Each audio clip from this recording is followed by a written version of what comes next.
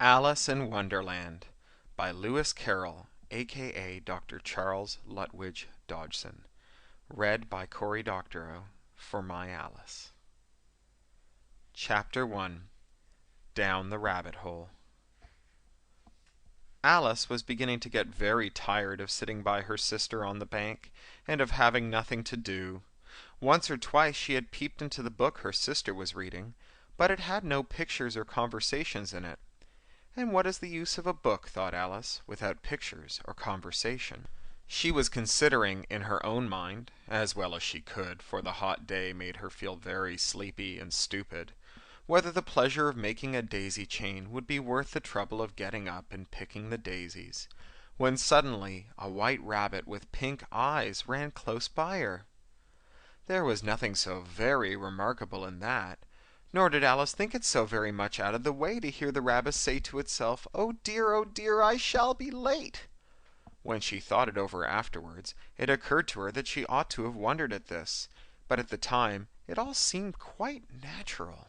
But when the rabbit actually took a watch out of its waistcoat pocket and looked at it and then hurried on, Alice started to her feet, for it flashed across her mind that she had never before seen a rabbit with either a waistcoat pocket or a watch to take out of it, and, burning with curiosity, she ran across the field after it, and fortunately was just in time to see it pop down a large rabbit hole under the hedge. In another moment down went Alice after it, never once considering how in the world she was to get out again. The rabbit hole went straight on like a tunnel for some way, and then dipped suddenly down, so suddenly that Alice had not a moment to think about stopping herself before she found herself falling down a very deep well.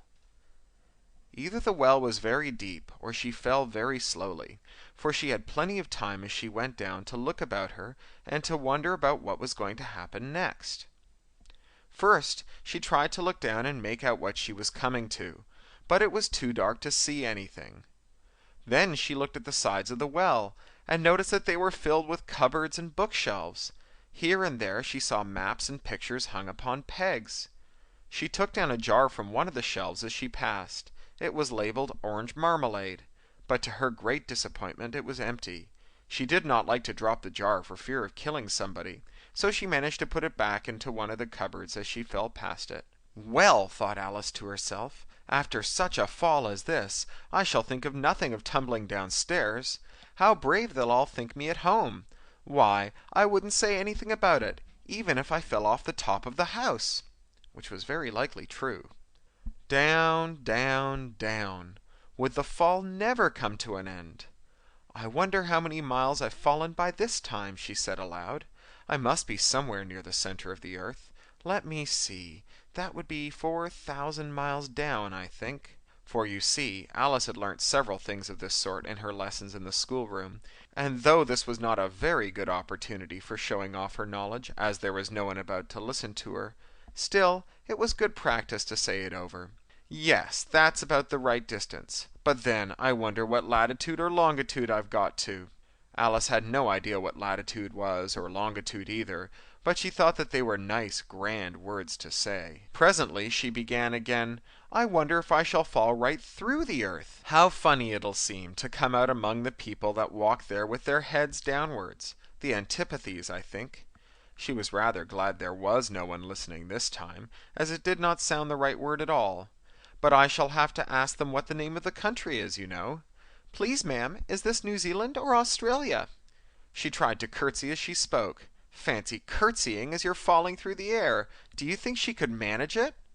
And what an ignorant little girl she'll think me for asking. No, it'll never do to ask. Perhaps I shall see it written up somewhere. Down, down, down. There was nothing else to do, so Alice soon began talking again. Dinah'll miss me very much tonight, I should think. Dinah was the cat. I hope they'll remember her saucer of milk at tea time. Dinah, my dear, I wish you were down here with me. There are no mice in the air, I'm afraid, but you might catch a bat, and they're very much like a mouse, you know. But do cats eat bats, I wonder? And here Alice began to get rather sleepy, and went on saying to herself in a dreamy sort of way, do cats eat bats? Do cats eat bats? And sometimes "Do bats eat cats?" For, you see, as she couldn't answer either question, it didn't much matter which way she put it. She felt that she was dozing off, and had just begun to dream that she was walking hand in hand with Dinah, and saying to her very earnestly, "Now, Dinah, tell me the truth. Did you ever eat a bat?" When suddenly, thump, thump, down she came upon a heap of sticks and dry leaves, and the fall was over. Alice was not a bit hurt, and she jumped up onto her feet in a moment. She looked up, but it was all dark overhead. Before her was another long passage, and the White Rabbit was still in sight, hurrying down it. There was not a moment to be lost. Away went Alice like the wind, and was just in time to hear it say, as it turned a corner, "Oh, my ears and whiskers, how late it's getting!" She was close behind it when she turned the corner, but the rabbit was no longer to be seen. She found herself in a long, low hall, which was lit up by a row of lamps hanging from the roof. There were doors all round the hall, but they were all locked, and when Alice had been all the way down one side and up the other, trying every door, she walked sadly down the middle, wondering how she was ever to get out again. Suddenly she came upon a little three-legged table, all made of solid glass. There was nothing on it except a tiny golden key, and Alice's first thought was that it might belong to one of the doors of the hall. But alas! Either the locks were too large, or the key was too small, but at any rate it would not open any of them. However, on the second time round, she came upon a low curtain she had not noticed before, and behind it was a little door, about 15 inches high. She tried the little golden key in the lock, and to her great delight it fitted. Alice opened the door and found that it led into a small passage, not much larger than a rat hole. She knelt down and looked along the passage into the loveliest garden you ever saw. How she longed to get out of that dark hall and wander among those beds of bright flowers and those cool fountains, but she could not even get her head through the doorway. And even if my head would go through, thought poor Alice, it would be of very little use without my shoulders. Oh, how I wish I could shut up like a telescope! I think I could, if only I knew how to begin.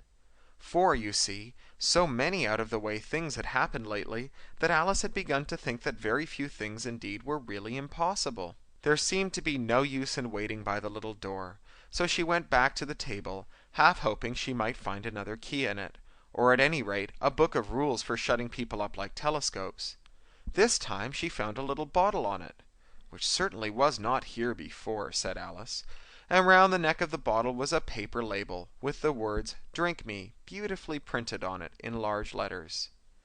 It was all very well to say "Drink me," but wise little Alice was not going to do that in a hurry. "No, I'll look first," she said, "and see whether it's marked poison or not," for she had read several nice little histories about children who had got burnt, and eaten up by wild beasts, and other unpleasant things, all because they would not remember the simple rules their friends had taught them, such as that a red-hot poker will burn you if you hold it too long, and that if you cut your finger very deeply with a knife it usually bleeds, and she had never forgotten that, if you drink much from a bottle marked poison, it is almost certain to disagree with you, sooner or later. However, this bottle was not marked poison, so Alice ventured to taste it, and, finding it very nice, it had in fact a sort of mixed flavor of cherry tart, custard, pineapple, roast turkey, toffee, and hot buttered toast, she very soon finished it off. "What a curious feeling!" said Alice.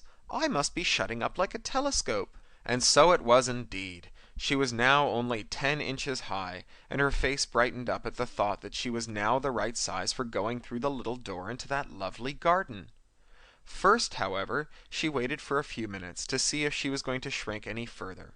She felt a little nervous about this. "For it might end, you know," said Alice to herself, "in my going out altogether like a candle.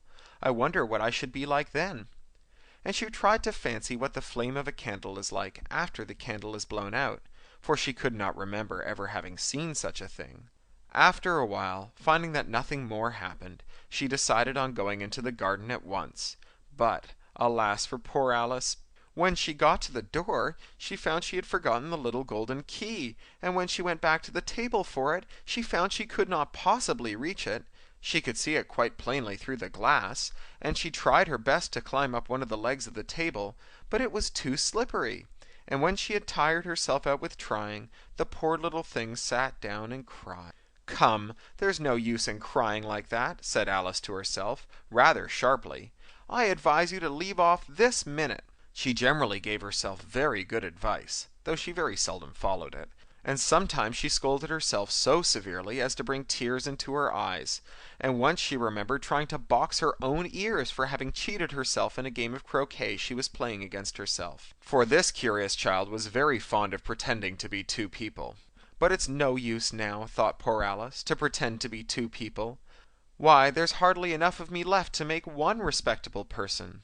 Soon her eye fell on a little glass box that was lying under the table. She opened it and found in it a very small cake, on which the words "Eat me" were beautifully marked in currants. "Well, I'll eat it," said Alice, "and if it makes me grow larger, I can reach the key, and if it makes me grow smaller, I can creep under the door. So either way I'll get into the garden, and I don't care which happens." She ate a little bit, and said anxiously to herself, "Which way? Which way?" holding her hand to the top of her head to feel which way it was growing, and she was quite surprised to find that she remained the same size. To be sure, this generally happens when one eats cake, but Alice had got so much in the way of expecting nothing but out-of-the-way things to happen, that it seemed quite dull and stupid for life to go on in the common way. So she set to work, and very soon finished off the cake. Chapter 2. The Pool of Tears. "Curiouser and curiouser!" cried Alice. She was so much surprised that for the moment she quite forgot how to speak good English. "Now I'm opening out like the largest telescope that ever was. Goodbye, feet!" For when she looked down at her feet, they seemed to be almost out of sight, they were getting so far off. "Oh, my poor little feet! I wonder who will put on your shoes and stockings for you now, dears? I'm sure I shan't be able. I shall be a great deal too far off to trouble myself about you. You must manage the best way you can. But I must be kind to them," thought Alice, "or perhaps they won't walk the way I want to go. Let me see. I'll give them a new pair of boots every Christmas." And she went on planning to herself how she would manage it. They must go by the carrier, she thought, and how funny it'll seem, sending presents to one's own feet, and how odd the directions will look. Alice's right foot, Esquire, hearthrug, near the fender. With Alice's love. Oh dear, what nonsense I'm talking.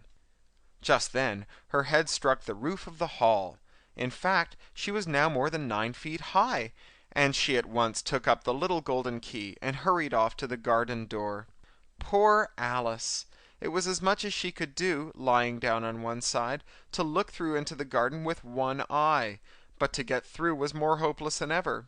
She sat down and began to cry again. "You ought to be ashamed of yourself," said Alice, "a great girl like you," she might well say this, "to go on crying in this way. Stop this moment, I tell you." But she went on all the same, shedding gallons of tears, until there was a large pool all round her, about 4 inches deep, and reaching half down the hall. After a time she heard a little pattering of feet in the distance, and she hastily dried her eyes to see what was coming. It was the White Rabbit returning, splendidly dressed, with a pair of white kid gloves in one hand and a large fan in the other. He came trotting along in a great hurry, muttering to himself as he came, "Oh, the Duchess, the Duchess! Oh, won't she be savage if I've kept her waiting?" Alice felt so desperate that she was ready to ask help of anyone. So, when the rabbit came near her, she began, in a low, timid voice, "If you please, sir." The rabbit started violently, dropped the white kid gloves and the fan, and scurried away into the darkness as hard as he could go. Alice took up the fan and gloves, and, as the hall was very hot, she kept fanning herself all the time she went on talking. "Dear, dear, how queer everything is today! And yesterday things went on just as usual. I wonder if I've been changed in the night. Let me think. Was I the same when I got up this morning? I almost think I can remember feeling a little different. But if I'm not the same, the next question is, who in the world am I? Ah, that's the great puzzle." And she began thinking over all the children she knew that were of the same age as herself, to see if she could have been changed for any of them. "I'm sure I'm not Ada," she said to herself, "for her hair goes in such long ringlets, and mine doesn't go into ringlets at all. And I'm sure I can't be Mabel, for I know all sorts of things, and she knows such a very little. Besides, she, and I'm I, and oh dear, how puzzling it all is. I'll try if I know all the things I used to know. Let me see. 4 times 5 is 12, and 4 times 6 is 13, and 4 times 7 is... Oh dear, I shall never get to 20 at that rate. However, the multiplication table doesn't signify. Let's try geography. London is the capital of Paris, and Paris is the capital of Rome, and Rome... No, that's all wrong, I'm certain. I must have been changed for Mabel. I'll try and say, how doth the little? And she crossed her hands on her lap as if she were saying lessons, and began to repeat it, but her voice sounded hoarse and strange, and the words did not come the same as they used to do. How doth the little crocodile improve his shining tail, and pour the waters of the Nile on every golden scale? How cheerfully he seems to grin, how neatly spread his claws, and welcome little fishies in with gently smiling jaws. I'm sure those are not the right words, said poor Alice, and her eyes filled with tears again as she went on. I must be Mabel after all, and I shall have to go and live in that poky little house, and have next to no toys to play with, and oh, ever so many lessons to learn. No, I've made up my mind about it. If I'm Mabel, I'll stay down here. It'll be no use their putting their heads down and saying, "Come up again, dear."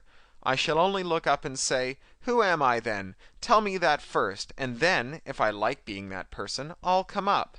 If not, I'll stay down here till I'm somebody else." But, oh dear, cried Alice, with a sudden burst of tears, I do wish they would put their heads down. I am so very tired of being all alone here. As she said this, she looked down at her hands, and was surprised to see that she had put on one of the rabbit's little white kid gloves while she was talking. How can I have done that? She thought. I must be growing small again. She got up and went to the table to measure herself by it, and found that, as nearly as she could guess, she was now about 2 feet high, and was going on shrinking rapidly. She soon found out that the cause of this was the fan she was holding, and she dropped it hastily, just in time to avoid shrinking away altogether. That was a narrow escape, said Alice, a good deal frightened at the sudden change, but very glad to find herself still in existence. And now for the garden. And she ran with all speed back to the little door. But alas, the little door was shut again, and the little golden key was lying on the glass table as before, and things are worse than ever, thought the poor child, for I never was so small as this before, never, and I declare it's too bad, that it is.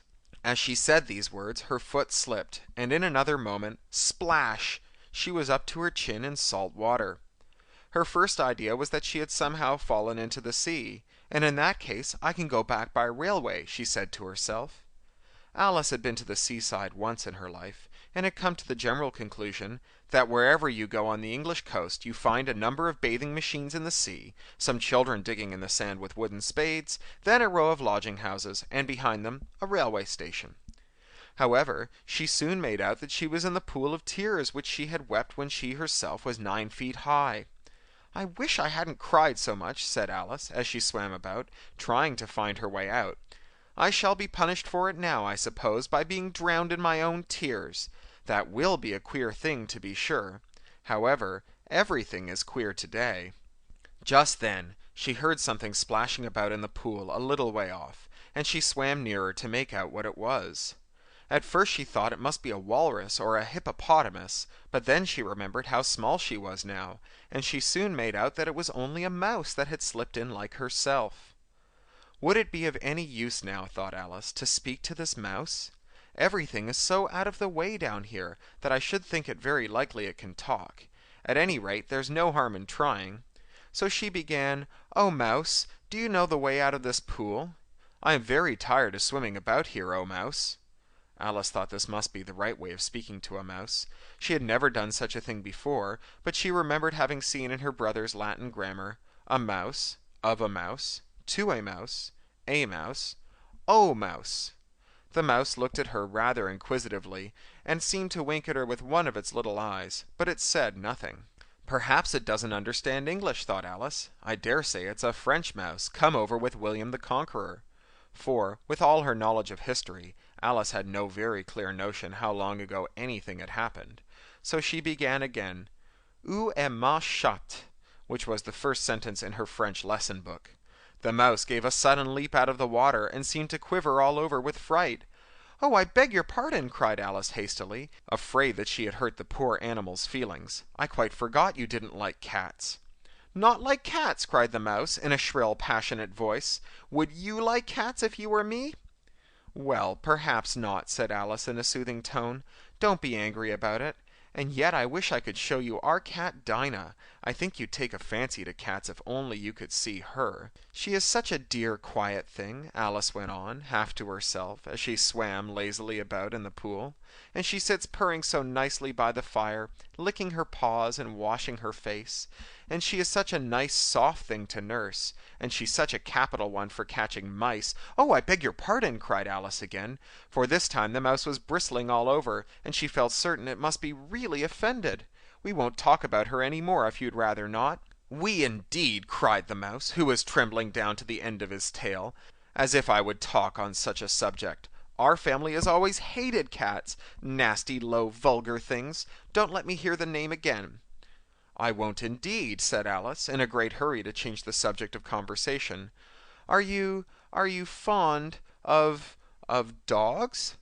The mouse did not answer, so Alice went on eagerly. "There is such a nice little dog near our house I should like to show you. A little bright-eyed terrier, you know, with, oh, such long curly brown hair, and it'll fetch things when you throw them, and it'll sit up and beg for its dinner, and all sorts of things. I can't remember half of them, and it belongs to a farmer, you know, and he says it's so useful it's worth £100. He says it kills all the rats, and oh dear!" cried Alice in a sorrowful tone, "I'm afraid I offended it again." For the mouse was swimming away from her as hard as it could go, and making quite a commotion in the pool as it went. So she called softly after it, "Mouse dear, do come back again, and we won't talk about cats or dogs either if you don't like them." When the mouse heard this, it turned around and swam slowly back to her. Its face was quite pale, with passion, Alice thought, and it said in a low, trembling voice, "Let us get to the shore, and then I'll tell you my history, and you'll understand why it is I hate cats and dogs." It was high time to go, for the pool was getting quite crowded with the birds and animals that had fallen into it. There was a duck and a dodo, a lory and an eaglet, and several other curious creatures. Alice led the way, and the whole party swam to the shore. Chapter 3. A Caucus Race and a Long Tail. They were indeed a queer-looking party that assembled on the bank, the birds with draggled feathers, the animals with their fur clinging close to them, and all dripping, wet, cross, and uncomfortable. The first question, of course, was, how to get dry again. They had a consultation about this, and after a few minutes it seemed quite natural to Alice to find herself talking familiarly with them, as if she had known them all her life. Indeed, she had quite a long argument with the lory, who at last turned sulky and would only say, "I am older than you, and must know better." And this Alice would not allow without knowing how old it was. As the lory positively refused to tell its age, there was no more to be said. At last, the mouse, who seemed to be a person of authority among them, called out, "Sit down, all of you, and listen to me. I'll soon make you dry enough." They all sat down at once, in a large ring, with the mouse in the middle.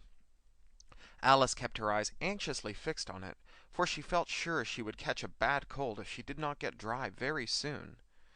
"Ahem!" said the mouse, with an important air. "Are you all ready? This is the driest thing I know. Silence all round, if you please." William the Conqueror, whose cause was favoured by the Pope, was soon submitted to by the English, who wanted leaders, and had been of late much accustomed to usurpation and conquest. Edwin and Morcar, the Earls of Mercia and Northumbria— "Ugh!" said Lory, with a shiver. "I beg your pardon," said the mouse, frowning, but very politely. "Did you speak?" "Not I," said the lory, hastily. "I thought you did," said the mouse. "I proceed. Edwin and Morcar, the Earls of Mercia and Northumbria, declared for him, and even Stigand, the patriotic Archbishop of Canterbury, found it advisable." "Found what?" said the duck. "Found it," said the mouse, rather crossly. "Of course you know what it means." "I know what it means well enough when I find a thing," said the duck. "It is generally a frog or a worm. The question is, what did the Archbishop find?" The mouse did not notice this question, but hurriedly went on. found it advisable to go with Edward Atheling to meet William and offer him the crown. William's conduct was at first moderate, but the insolence of his Normans— "How are you getting on now, my dear?" it continued, turning to Alice as it spoke. "As wet as ever," said Alice in a melancholy tone. "It doesn't seem to dry me at all." "In that case," said the Dodo solemnly, rising to its feet, "I move that the meeting adjourn, for the immediate adoption of more energetic remedies." "Speak English," said the Eaglet. "I don't know the meaning of half of those long words, and what's more, I don't believe you do either." And the Eaglet bent its head down to hide a smile. Some of the other birds tittered audibly. "What I was going to say," said the Dodo in an offended tone, "was that the best thing to get us dry would be a caucus race." "What is a caucus race?" said Alice, not that she wanted much to know, but the Dodo had paused, as if it thought that somebody ought to speak, and no one else seemed inclined to say anything. "Why," said the Dodo, "the best way to explain it is to do it. And as you might like to try the thing yourself some winter day, I will now tell you how the Dodo managed it. First, it marked out a race course in a sort of circle. The exact shape doesn't matter, it said. And then all the party were placed along the course, here and there. There was no 1, 2, 3, and away, but they began running when they liked and left off when they liked, so that it was not easy to know when the race was over. However, when they had been running half an hour or so, and were quite dry again, the Dodo suddenly called out, "The race is over!" and they all crowded round it, panting and asking, "But who has won?" This question the Dodo could not answer without a great deal of thought, and it sat for a long time with one finger pressed upon its forehead, the position in which you usually see Shakespeare in the pictures of him, while the rest all waited in silence. At last Dodo said, "Everybody has won, and all must have prizes." "But who is to give the prizes?" quite a chorus of voices asked. "Why, she, of course," said the Dodo, pointing to Alice with one finger, and the whole party at once crowded round her, calling out in a confused way, "Prizes! Prizes!" Alice had no idea what to do, and in despair she put her hand in her pocket and pulled out a box of comfits— luckily the salt water had not got into it— and handed them round as prizes. There was exactly one apiece all round. "But she must have a prize herself, you know," said the Mouse. "Of course," the Dodo replied very gravely. "What else have you got in your pocket?" he went on, turning to Alice. "Only a thimble," said Alice sadly. "Hand it over here," said the Dodo. Then they all crowded round her once more, while the Dodo solemnly presented the thimble, saying, "We beg your acceptance of this elegant thimble," and when it had finished this short speech, they all cheered.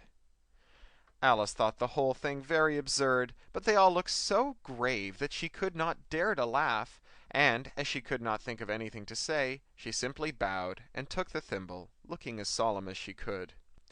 The next thing was to eat the comfits. This caused some noise and confusion, as the large birds complained that they could not taste theirs, and the small ones choked and had to be patted on the back.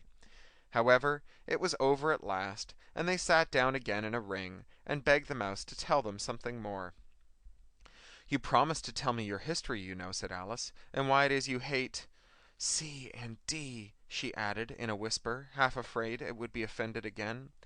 "Mine is a long and sad tale," said the Mouse, turning to Alice and sighing. "It is a long tale, certainly," said Alice, looking down with wonder at the Mouse's tail. "But why do you call it sad?" And she went on puzzling about it while the Mouse was speaking, so that her idea of the tale was something like this. Fury said to a mouse that he met in the house, "Let us both go to law. I will prosecute you. Come, I'll take no denial, we must have a trial, for really this morning I've nothing to do." Said the mouse to the cur, "Such a trial, dear sir, with no jury or judge, would be wasting our breath." "I'll be judge, I'll be jury," said the cunning old Fury. "I'll try the whole cause and condemn you to death." "You are not attending," said the mouse to Alice severely. "What are you thinking of?" "I beg your pardon," said Alice very humbly. "You had got to the fifth bend, I think." "I had not," cried the mouse, sharply and very angrily. "A knot," said Alice, always ready to make herself useful, and looking anxiously about her. "Oh, do let me help to undo it." "I shall do nothing of the sort," said the mouse, getting up and walking away. "You insult me by talking such nonsense." "I didn't mean it," pleaded poor Alice. "But you're so easily offended, you know." The mouse only growled in reply. "Please come back and finish your story," Alice called after it, and the others all joined in chorus. "Yes, please do. but the mouse only shook its head impatiently and walked a little quicker. "What a pity it wouldn't stay," sighed the Lory, as soon as it was quite out of sight, and an old crab took the opportunity of saying to her daughter, "Ah, my dear, let this be a lesson to you never to lose your temper." "Hold your tongue, Ma," said the young crab a little snappishly. "You're enough to try the patience of an oyster." "I wish I had our Dinah here, I know I do," said Alice aloud, addressing nobody in particular. "She'd soon fetch it back." "And who is this Dinah, if I might venture to ask the question?" said the Lory. Alice replied eagerly, for she was always ready to talk about her pet. "Dinah's our cat, and she's such a capital one for catching mice you can't think. And oh, I wish you could see her after the birds! Why, she'll eat a little bird as soon as look at it." This speech caused a remarkable sensation among the party.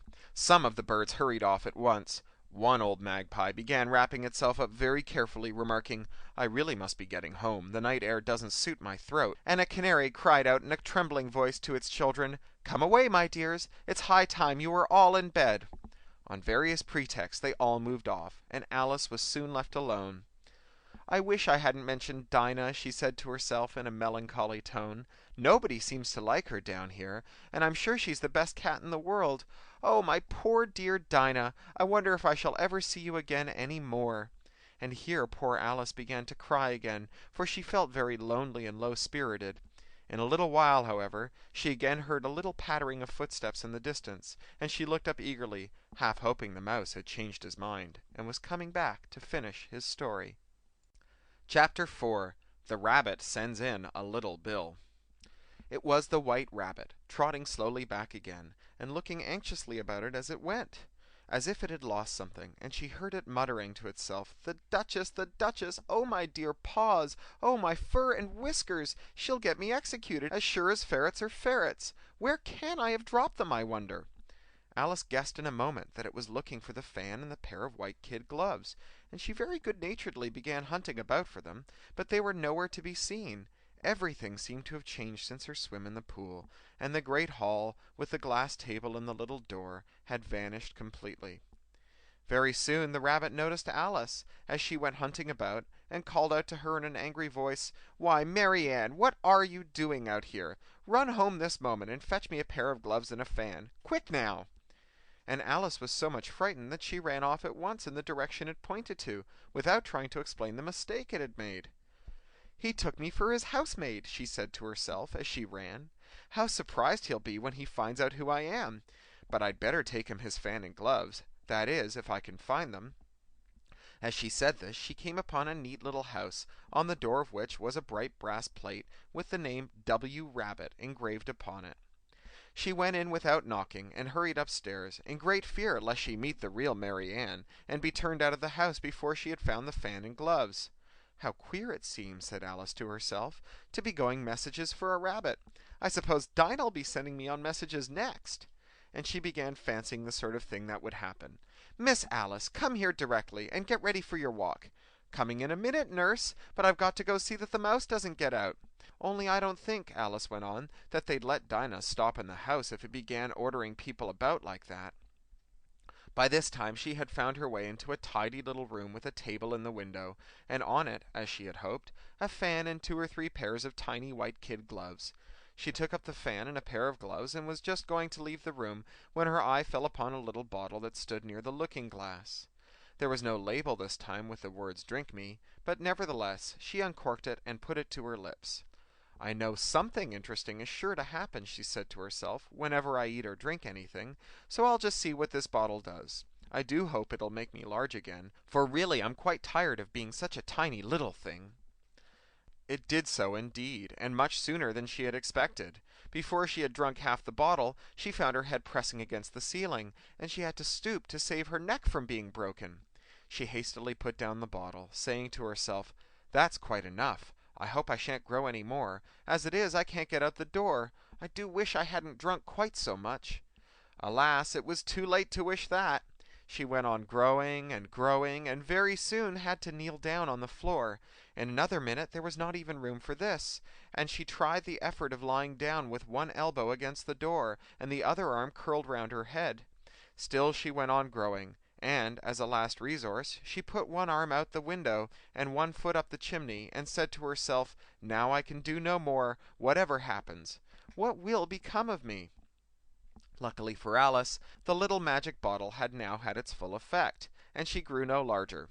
Still, it was very uncomfortable, and, as there seemed to be no sort of chance of her ever getting out of the room again, no wonder she felt unhappy. It was much pleasanter at home, thought poor Alice, when one wasn't always growing larger and smaller, and being ordered about by mice and rabbits. I almost wish I hadn't gone down that rabbit hole. And yet, it's rather curious, you know, this sort of life. I do wonder what can have happened to me. When I used to read fairy tales, I fancied that kind of thing never happened, and now here I am in the middle of one. There ought to be a book written about me, that there ought, and when I grow up, I'll write one. But I'm grown up now, she added in a sorrowful tone. At least there's no room to grow up any more here. But then, thought Alice, shall I never get any older than I am now? That'll be a comfort one way, never to be an old woman, but then always to have lessons to learn. Oh, I shouldn't like that. "Oh, you foolish Alice," she answered herself, "how can you learn lessons in here? Why, there's hardly room for you, and no room at all for any lesson books." And so she went on, taking first one side and then the other, and making quite a conversation of it altogether. But after a few minutes she heard a voice outside, and stopped to listen. "Mary Ann, Mary Ann," said the voice, "fetch me my gloves this moment." Then came a little pattering of feet on the stairs. Alice knew it was the rabbit coming to look for her, and she trembled till it shook the house, quite forgetting that she was now about 1,000 times as large as the rabbit, and had no reason to be afraid of it. Presently the rabbit came up to the door and tried to open it, but as the door opened inward, and Alice's elbow was pressed hard against it, that attempt proved a failure. Alice heard it say to itself, "Then I'll go round and get in at the window." "That you won't," thought Alice, and, after waiting till she fancied she heard the rabbit just under the window, she suddenly spread out her hand and made a snatch in the air. She could not get hold of anything, but she heard a little shriek and a fall, and a crash of broken glass, from which she concluded that it was just possible it had fallen into a cucumber frame, or something of the sort. Next came an angry voice, the rabbit's. "Pat, Pat, where are you?" And then a voice she had never heard before. "Sure then I'm here, digging for apples, your honor." "Digging for apples, indeed," said the rabbit angrily. "Here, come and help me out of this." Sounds of more broken glass. "Now, tell me, Pat, what's that in the window?" "Sure, it's an arm, your honor." He pronounced it arum. "An arm, you goose! Whoever saw one that size? Why, it fills the whole window." "Sure it does, your honor, but it's an arm for all that." "Well, it's got no business there at any rate. Go and take it away." There was a long silence after this, and Alice could only hear whispers now and then, such as, "Sure, I don't like it, your honor, at all. Do as I tell you, you coward." And then at last she spread out her hand again, and made another snatch in the air. This time there were 2 little shrieks, and more sounds of broken glass. "What a number of cucumber frames there must be," thought Alice. "I wonder what they'll do next. As for pulling me out the window, I only wish they could. I'm sure I don't want to stay in here any longer." She waited for some time without hearing anything more. At last came a rumbling of little cartwheels, and the sound of a good many voices, all talking together. She made out the words. "Where's the other ladder? Why, I hadn't to bring but one. Bill's got the other. Bill, fetch it here, lad. Here, put them up at this corner. No, tie 'em together first. They don't reach half high enough yet. Oh, they'll do well enough. Don't be particular. Here, Bill, catch hold of this rope. Will the roof bear? Mind that loose slate. Oh, it's coming down. Heads below." A loud crash. "Now, who did that? It was Bill, I fancy. Who's to go down the chimney? Nay, I shan't. You do it." "That I won't, then." "Bill's to go down. Here, Bill, the master says you're to go down the chimney." "Oh, so Bill's to come down the chimney, has he?" said Alice to herself. "Shy, they seem to put everything upon Bill. I wouldn't be in Bill's place for a good deal. This fireplace is narrow, to be sure, but I think I can kick a little." She drew her foot as far down the chimney as she could, and waited till she heard a little animal, she couldn't guess what sort it was, scratching and scrambling about in the chimney close to her. Then, saying to herself, "This is Bill," she gave one sharp kick, and waited to see what would happen next. The first thing she heard was a general chorus of, "There goes Bill!" and then the rabbit's voice along, "Catch him, you, by the hedge!" Then silence, then another confusion of voices. Hold up his head. Brandy now. Don't choke him. How was it, old fellow? What happened to you? Tell us all about it." Last came a feeble, squeaking voice. "That's Bill," thought Alice. "Well, I hardly know. No more, thank ye. I'm better now, but I'm a deal too flustered to tell you. All I know is, something came at me like a jack-in-the-box, and up I goes like a skyrocket." "So you did, old fellow," said the others. "We must burn the house down," said the rabbit's voice, and Alice called out as loud as she could, "If you do, I'll set Dinah on you." There was a dead silence instantly, and Alice thought to herself, "I wonder what they will do next. If they had any sense, they'd take the roof off." After a minute or two, they began moving about again, and Alice heard the rabbit say, "A barrowful will do, to begin with." A barrowful of what? thought Alice, but she had not long to doubt, for the next moment a shower of little pebbles came rattling in at the window, and some of them hit her in the face. "I'll put a stop to this," she said to herself, and shouted out, "You'd better not do that again," which produced another dead silence. Alice noted with some surprise that the pebbles were all turning into little cakes as they lay on the floor, and a bright idea came into her head. "If I eat one of these cakes," she thought, "it's sure to make some change in my size, and as it can't possibly make me larger, it must make me smaller, I suppose." So she swallowed one of the cakes, and was delighted to find that she began shrinking directly. As soon as she was small enough to get through the door, she ran out of the house, and found quite a crowd of little animals and birds waiting outside. The poor little lizard, Bill, was in the middle, being held up by 2 guinea pigs, who were giving it something out of a bottle. They all made a rush at Alice the moment she appeared, but she ran off as hard as she could, and soon found herself safe in a thick wood. "The first thing I've got to do," said Alice to herself as she wandered about in the woods, "is to grow to my right size again, and the second thing is to find my way into that lovely garden. I think that will be the best plan." It sounded an excellent plan, no doubt, and very neatly and simply arranged. The only difficulty was that she had not the smallest idea how to set about it, and while she was peering about anxiously among the trees, a little sharp bark just over her head made her look up in a great hurry. An enormous puppy was looking down at her with large round eyes, and feebly stretching out one paw, trying to touch her. "Poor little thing," said Alice in a coaxing tone, and she tried hard to whistle to it, but she was terribly frightened all the time at the thought that it might be hungry, in which case it would very likely eat her up, in spite of all her coaxing. Hardly knowing what she did, she picked up a little bit of stick and held it out to the puppy, whereupon the puppy jumped into the air, off all its feet at once, with a yelp of delight, and rushed at the stick, and made believe to worry it. Then Alice dodged behind a great thistle to keep herself from being run over, and at the moment she appeared on the other side, the puppy made another rush at the stick, and tumbled head over heels in its hurry to get hold of it. Then Alice, thinking it was very like having a game of play with a cart horse, and expecting every moment to be trampled under its feet, ran round the thistle again. Then the puppy began a series of short charges at the stick, running a very little way forwards each time and a long way back, and barking hoarsely all the while, till at last it sat down a good way off, panting, with its tongue hanging out of its mouth, its great eyes half shut. This seemed to Alice a good opportunity for making her escape, so she set off at once, and ran till she was quite tired and out of breath, and till the puppy's bark sounded quite faint in the distance. "And yet what a dear little puppy it was," said Alice, as she leant against a buttercup to rest herself, and fanned herself with one of the leaves. "I should have liked to teach it tricks very much, if only I'd been the right size to do it. Oh dear, I'd nearly forgotten that I've got to grow up again. Let me see, how is it to be managed? I suppose I ought to eat or drink something or other, but the great question is, what?" The great question certainly was, what? Alice looked all round her at the flowers and the blades of grass, but she did not see anything that looked like the right thing to eat or drink under the circumstances. There was a large mushroom growing near her, about the same height as herself, and when she had looked under it, and on both sides of it, and behind it, it occurred to her that she might as well look and see what was up on the top of it. She stretched herself up on tiptoe, and peeped over the edge of the mushroom, and her eyes immediately met those of a large caterpillar that was sitting on top with its arms folded, quietly smoking a long hookah, and taking not the smallest notice of her or anything else. Chapter 5. Advice from a Caterpillar.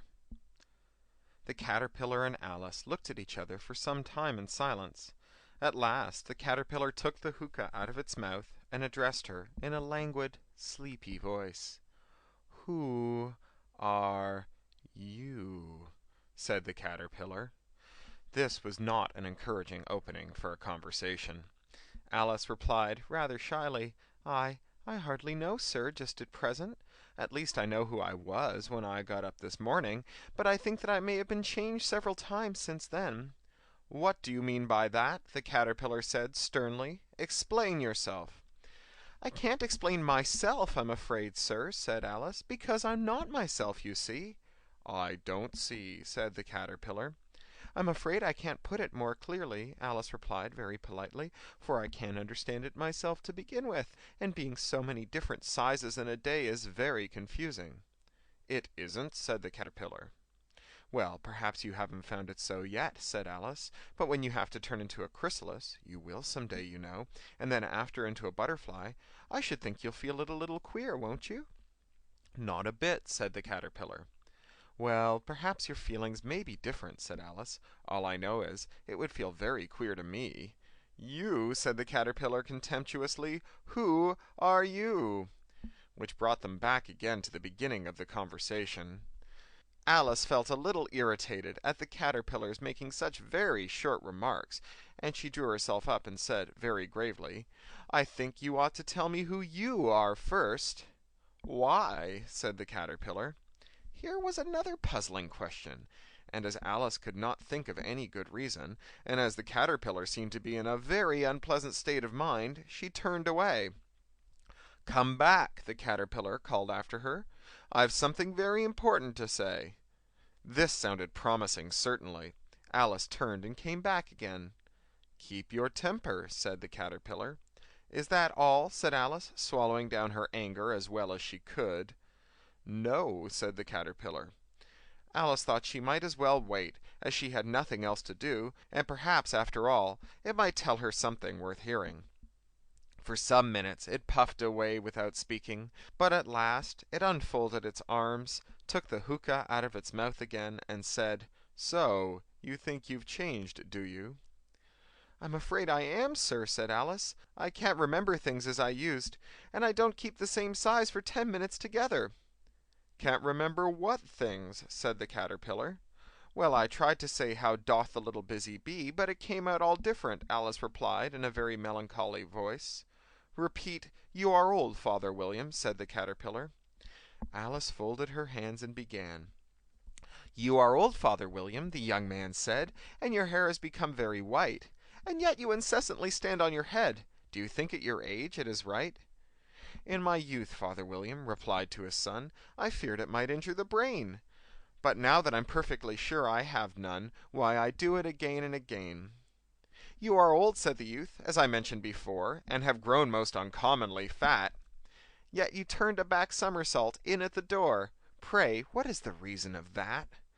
"In my youth," said the sage, as he shook his grey locks, "I kept all my limbs very supple. By the use of this ointment, 1 shilling a box. Allow me to sell you a couple?" "You are old," said the youth, "and your jaws are too weak for anything tougher than suet.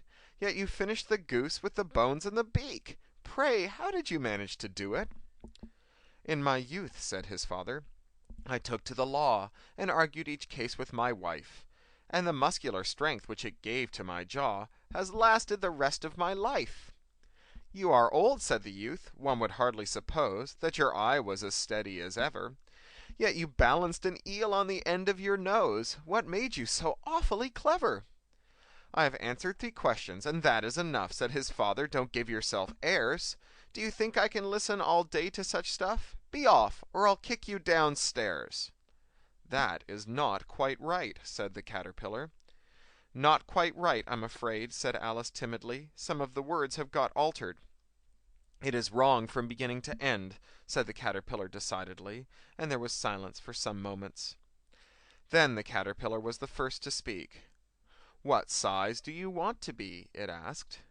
"Oh, I'm not particular as to size," Alice replied hastily, "only one doesn't like changing so often, you know." "I don't know," said the caterpillar. Alice said nothing. She had never been so much contradicted in her life before, and she felt that she was losing her temper. "Are you content now?" said the caterpillar. "Well, I should like to be a little larger, sir, if you wouldn't mind," said Alice. 3 inches is such a wretched height to be." "It is a very good height indeed," said the caterpillar angrily, rearing itself upright as it spoke. It was exactly 3 inches high. "But I'm not used to it," pleaded poor Alice in a piteous tone, and she thought of herself, "I wish the creatures wouldn't be so easily offended." "You'll get used to it in time," said the caterpillar, and put the hookah into its mouth and began smoking again. This time Alice waited patiently until it chose to speak again. In a minute or two the caterpillar took the hookah out of its mouth and yawned once or twice and shook itself. Then it got down off the mushroom and crawled away in the grass, merely remarking as it went, "One side will make you grow taller, the other side will make you grow shorter." "One side of what? The other side of what?" thought Alice to herself. "Of the mushroom," said the caterpillar, just as if she had asked it aloud, and in another moment it was out of sight. Alice remained looking thoughtfully at the mushroom for a minute, trying to make out which were the two sides of it, and as it was perfectly round she found this a very difficult question. However, at last she stretched her arms round it as far as they would go, and broke off a bit of the edge with each hand. "And now which is which?" she said to herself, and nibbled a little of the right hand bit to try the effect. The next moment she felt a violent blow under her chin. It had struck her foot. She was a good deal frightened by this very sudden change, but she felt that there was no time to be lost, as she was shrinking rapidly, so she set at once to eat some of the other bit. Her chin was pressed so closely against her foot that there was hardly room to open her mouth, but she did it at last, and managed to swallow a morsel of the left-hand bit. "Come, my head's free at last," said Alice in a tone of delight, which changed into alarm in another moment, when she found that her shoulders were nowhere to be found. All she could see when she looked down was an immense length of neck, which seemed to rise like a stalk out of a sea of green leaves that lay far below her. "What can all that green stuff be?" said Alice, "and where have my shoulders got to? And oh, my poor hands, how is it that I can't see you?" She was moving them about as she spoke, but no result seemed to follow, except a little shaking among the distant green leaves. As there seemed to be no chance of getting her hands up to her head, she tried to get her head down to them, and was delighted to find that her neck would bend about easily in any direction, like a serpent. She had just succeeded in curving it down in a graceful zigzag, and was going to dive in among the leaves, which she found to be nothing but the tops of the trees under which she had been wandering, when a sharp hiss made her draw back in a hurry. A large pigeon had flown into her face, and was beating violently with its wings. "Serpent!" screamed the pigeon. "I'm not a serpent," said Alice indignantly. "Let me alone." "Serpent, I say again," repeated the pigeon, but in a more subdued tone, and added, with a kind of sob, "I've tried every way, but nothing seems to suit them." "I haven't the least idea what you're talking about," said Alice. "I've tried the roots of trees, I've tried banks, I've tried hedges," the pigeon went on, without attending to her, "but those serpents, there's no pleasing them." Alice was more and more puzzled, but she thought that there was no use in saying anything more till the pigeon had finished. "As if it wasn't trouble enough hatching the eggs," said the pigeon, "but I must be on the lookout for serpents night and day. Why, I haven't had a wink of sleep these 3 weeks." "I'm very sorry you've been annoyed," said Alice, who was beginning to see its meaning. "And just as I'd taken to the highest tree in the wood," continued the pigeon, raising its voice to a shriek, "and just as I was thinking that I should be free of them at last, they must needs come wriggling down from the sky. Ugh! Serpent!" "But I'm not a serpent, I tell you," said Alice. I'm a "Well, what are you?" said the pigeon. "I can see you're trying to invent something." "I'm a little girl," said Alice, rather doubtfully, as she remembered the number of changes she had gone through that day. "A likely story indeed," said the pigeon in a tone of the deepest contempt. "I've seen a good many little girls in my time, but never one with such a neck as that. No, no, you're a serpent, and there's no use denying it. I suppose you'll be telling me next that you've never tasted an egg." "I have tasted eggs, certainly," said Alice, who was a very truthful child, "but little girls eat eggs quite as much as serpents do, you know." "I don't believe it," said the pigeon, "but if they do, why then they're a kind of serpent, that's all I can say." This was such a new idea to Alice that she was quite silent for a minute or two, which gave the pigeon the opportunity of adding, "You're looking for the eggs, I know that well enough, and what does it matter to me whether you're a little girl or a serpent?" "It matters a good deal to me," said Alice hastily, "but I'm not looking for eggs, as it happens, and if I was, I shouldn't want yours. I don't like them raw." "Well, be off, then," said the pigeon in a sulky tone, as it settled down again into its nest. Alice crouched down among the trees as well as she could, for her neck kept getting entangled among the branches, and every now and then she had to stop and untwist it. After a while she remembered that she still held the pieces of the mushrooms in her hands, and she set to work very carefully, nibbling first at one and then at the other, and growing sometimes taller and sometimes shorter, until she had succeeded in bringing herself down to her usual height. It was so long since she had been anything near the right size that it felt quite strange at first, but she got used to it in a few minutes and began talking to herself as usual. "Come, there's half my plan done now. How puzzling all these changes are. I'm never sure what I'm going to be from one minute to another.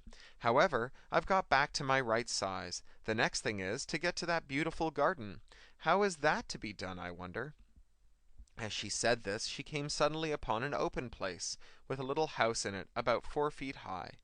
"Whoever lives there," thought Alice, "it'll never do to come upon them this size. Why, I should frighten them out of their wits." So she began nibbling at the right-hand bit again, and did not venture to go near the house till she had brought herself down to 9 inches high. Chapter 6. Pig and Pepper. For a minute or two she stood looking at the house, and wondering what to do next, when suddenly a footman in livery came running out of the wood. She considered him to be a footman because he was in livery. Otherwise, judging by his face only, she would have called him a fish, and rapped loudly at the door with his knuckles. It was opened by another footman in livery, with a round face and large eyes like a frog, and both footmen, Alice noticed, had powdered hair that curled all over their heads. She felt very curious to know what it was all about, and crept a little way out of the wood to listen. The fish footman began by producing from under his arm a great letter, nearly as large as himself, and this he handed over to the other, saying, in a solemn tone, "For the Duchess, an invitation from the Queen to play croquet." The frog footman repeated, in the same solemn tone, only changing the order of the words a little, "From the Queen, an invitation for the Duchess to play croquet." Then they both bowed low, and their curls got entangled together. Alice laughed so much at this that she had to run back into the wood for fear of their hearing her, and when she next peeped out, the fish footman was gone, and the other was sitting on the ground near the door, staring stupidly up into the sky. Alice went timidly up to the door and knocked. "There's no sort of use in knocking," said the footman, "and that for 2 reasons.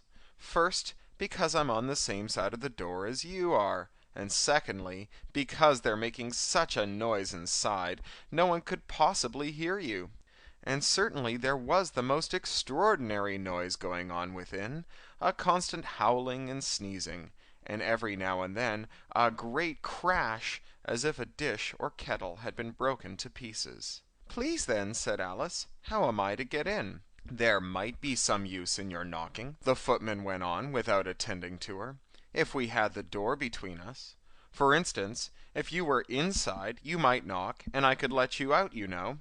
He was looking up into the sky all the time he was speaking, and this Alice thought decidedly uncivil. "But perhaps he can't help it," she said to herself. "His eyes are so very nearly at the top of his head, but at any rate he might answer questions. How am I to get in?" she repeated aloud.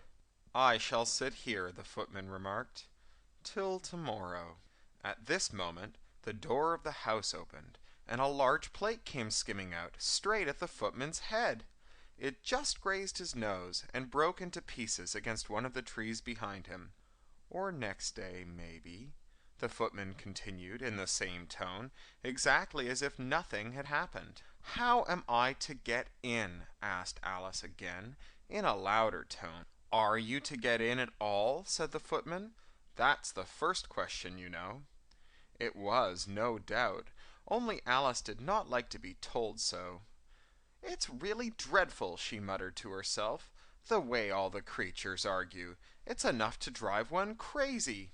The footman seemed to think this a good opportunity for repeating his remark, with variations. "I shall sit here," he said, "on and off, for days and days." "But what am I to do?" said Alice. "Anything you like," said the footman, and began whistling. "Oh, there's no use in talking to him," said Alice desperately. "He's perfectly idiotic." And she opened the door and went in. The door led right into a large kitchen, which was full of smoke from one end to the other. The Duchess was sitting on a three-legged stool in the middle, nursing a baby. The cook was leaning over the fire, stirring a large cauldron, which seemed to be full of soup. "There's certainly too much pepper in that soup," Alice said to herself, as well as she could for sneezing. There certainly was too much of it in the air. Even the Duchess sneezed occasionally, and as for the baby, it was sneezing and howling alternately, without a moment's pause. The only things in the kitchen that did not sneeze were the cook and a large cat, which was sitting on the hearth and grinning from ear to ear.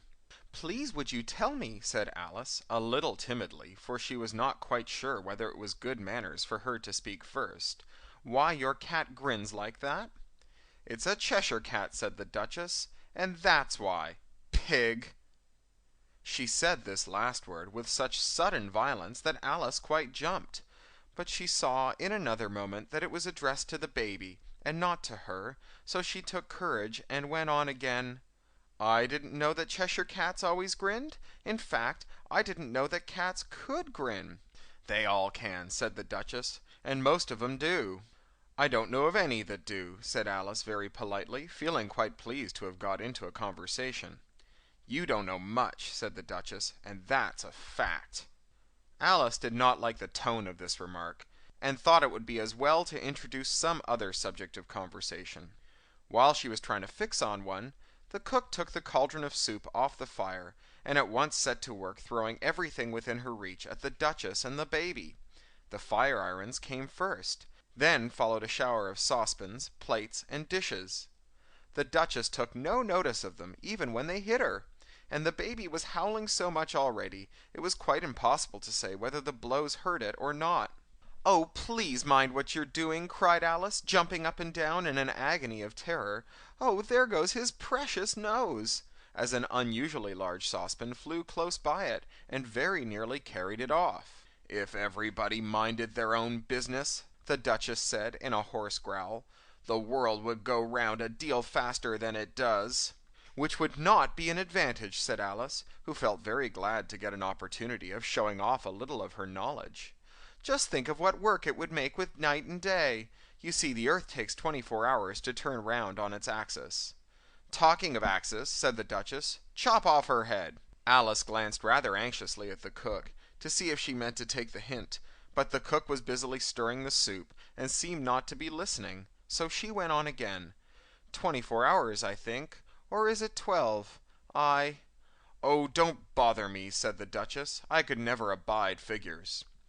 And with that she began nursing her child again, singing a sort of lullaby to it as she did so, and giving it a violent shake at the end of every line. "Speak roughly to your little boy, and beat him when he sneezes. He only does it to annoy, because he knows it teases." Chorus, in which the cook and baby joined. "Wow, wow, wow." While the Duchess sang the second verse of the song, she kept tossing the baby violently up and down, and the poor little thing howled so that Alice could hardly hear the words. "I speak severely to my boy, I beat him when he sneezes, for he can thoroughly enjoy the pepper when he pleases." Chorus. "Wow, wow, wow." "Here, you may nurse it a bit if you like," the Duchess said to Alice, flinging the baby at her as she spoke. "I must go and get ready to play croquet with the Queen." And she hurried out of the room.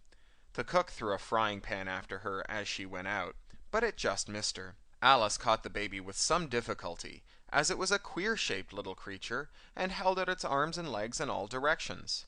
"Just like a starfish," thought Alice. The poor little thing was snorting like a steam engine when she caught it, and kept doubling itself up and straightening itself out again, so that altogether, for the first minute or two, it was as much as she could do to hold it. As soon as she had made out the proper way of nursing it, which was to twist it up into a sort of knot, and then keep tight hold of its right ear and left foot, so as to prevent it undoing itself, she carried it out into the open air. "If I don't take this child away with me," thought Alice, "they're sure to kill it in a day or two. Wouldn't it be murder to leave it behind?" She said these last words out loud, and the little thing grunted in reply. It had left off sneezing by this time. "Don't grunt," said Alice. "That's not at all a proper way of expressing yourself." The baby grunted again, and Alice looked very anxiously into its face to see what the matter was with it.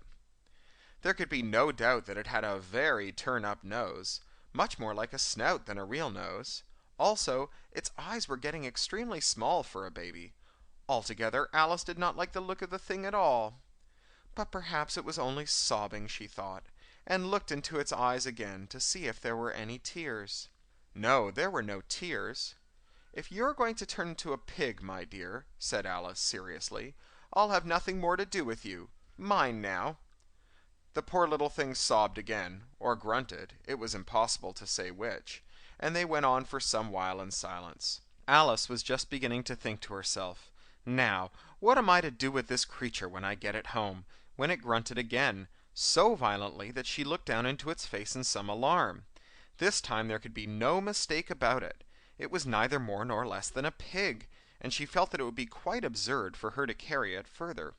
So she set the little creature down, and felt quite relieved to see it trot away quietly into the wood. If it had grown up, she said to herself, it would have made a dreadfully ugly child.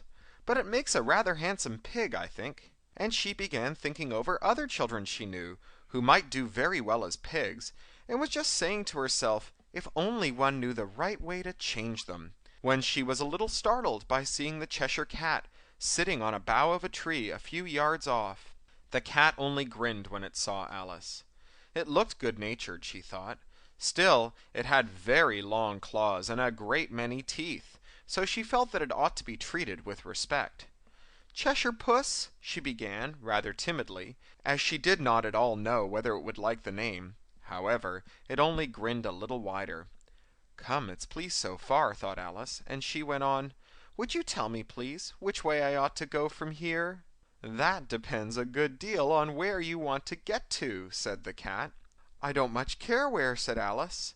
"Then it doesn't matter which way you go," said the cat. "So long as I get somewhere," Alice added, as an explanation. "Oh, you're sure to do that," said the cat, "if only you walk long enough." Alice felt that this could not be denied, so she tried another question. "What sort of people live about here?" "In that direction," the cat said, waving its right paw round, "lives a hatter, and in that direction," waving the other paw, "lives a March hare. Visit either you like. They're both mad." "But I don't want to go among mad people," Alice remarked.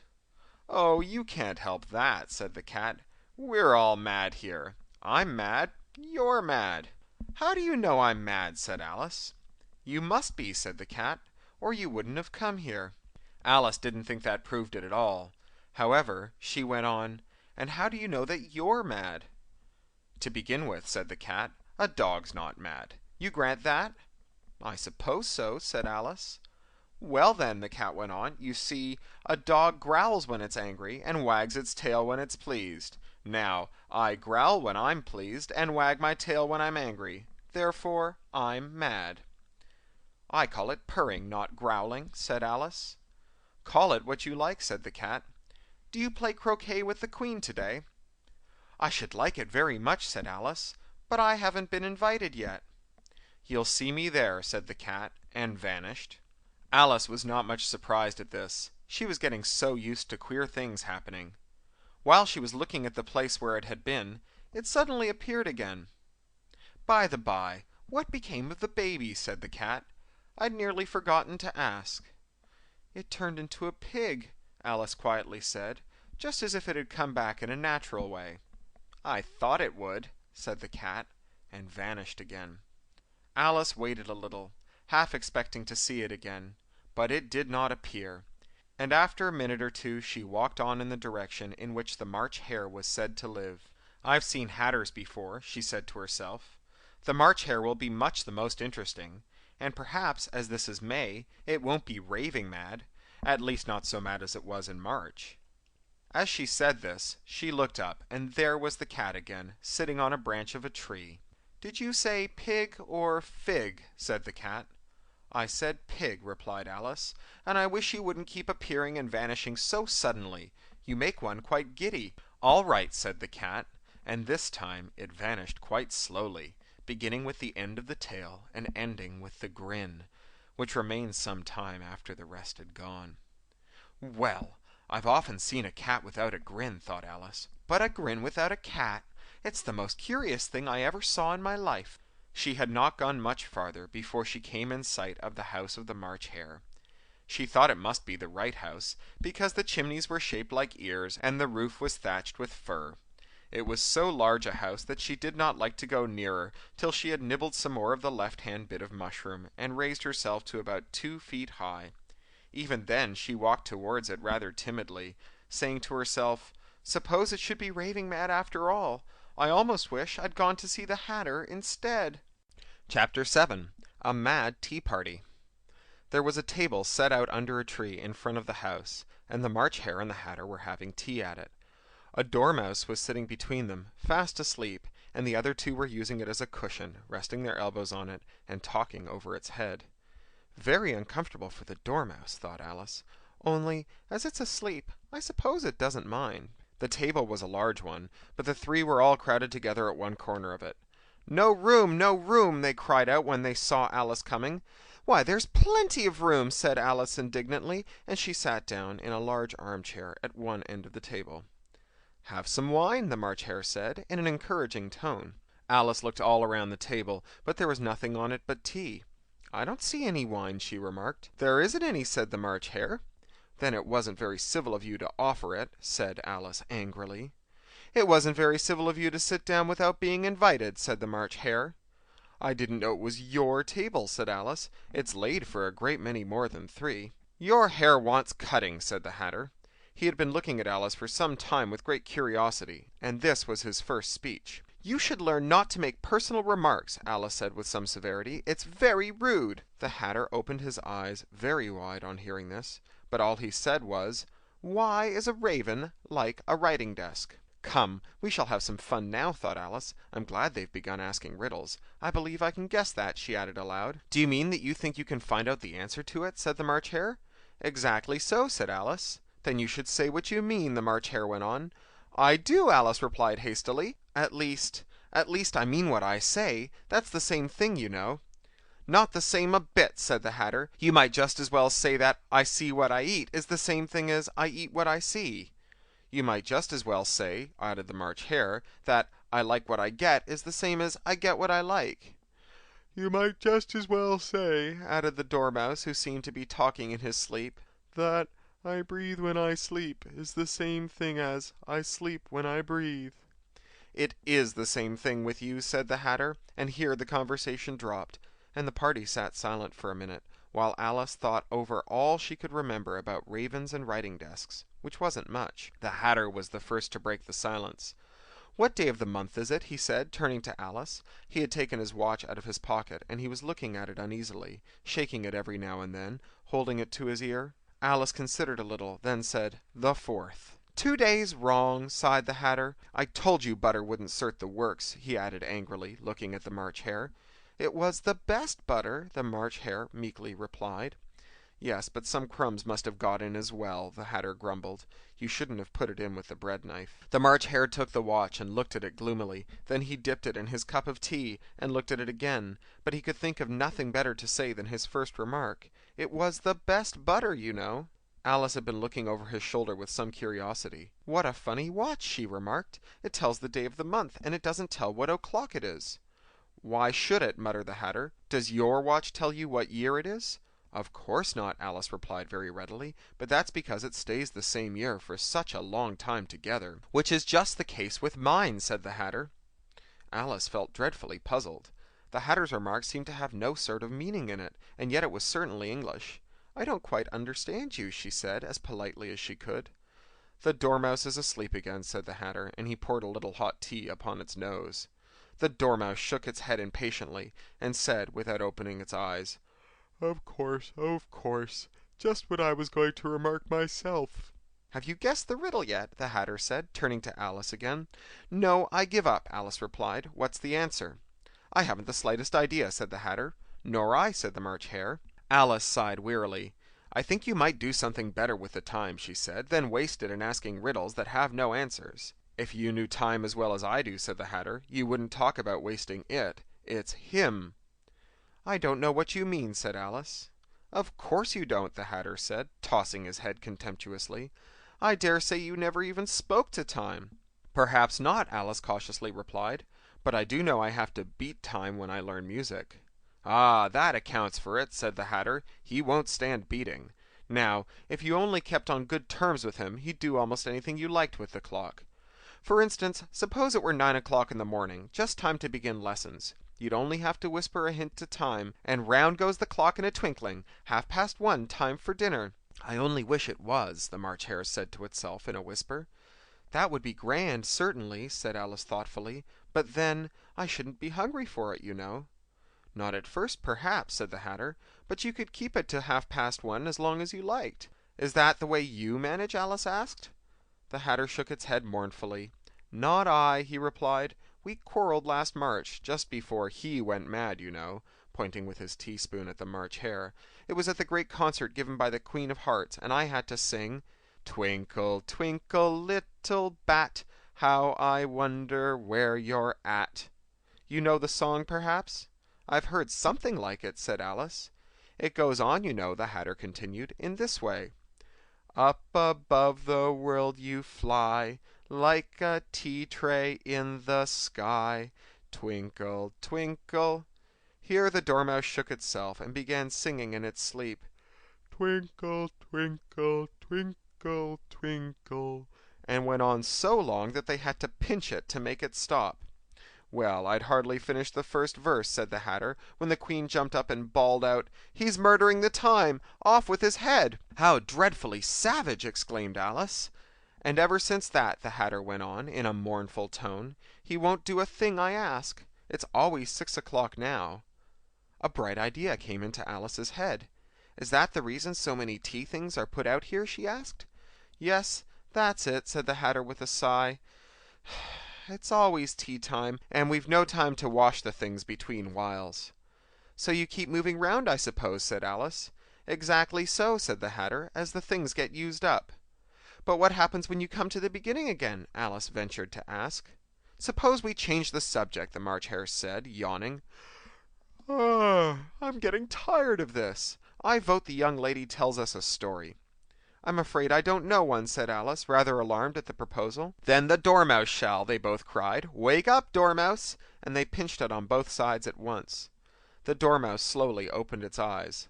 "I wasn't asleep," he said, in a hoarse, feeble voice. "I heard every word you fellows were saying." "Tell us a story," said the March Hare.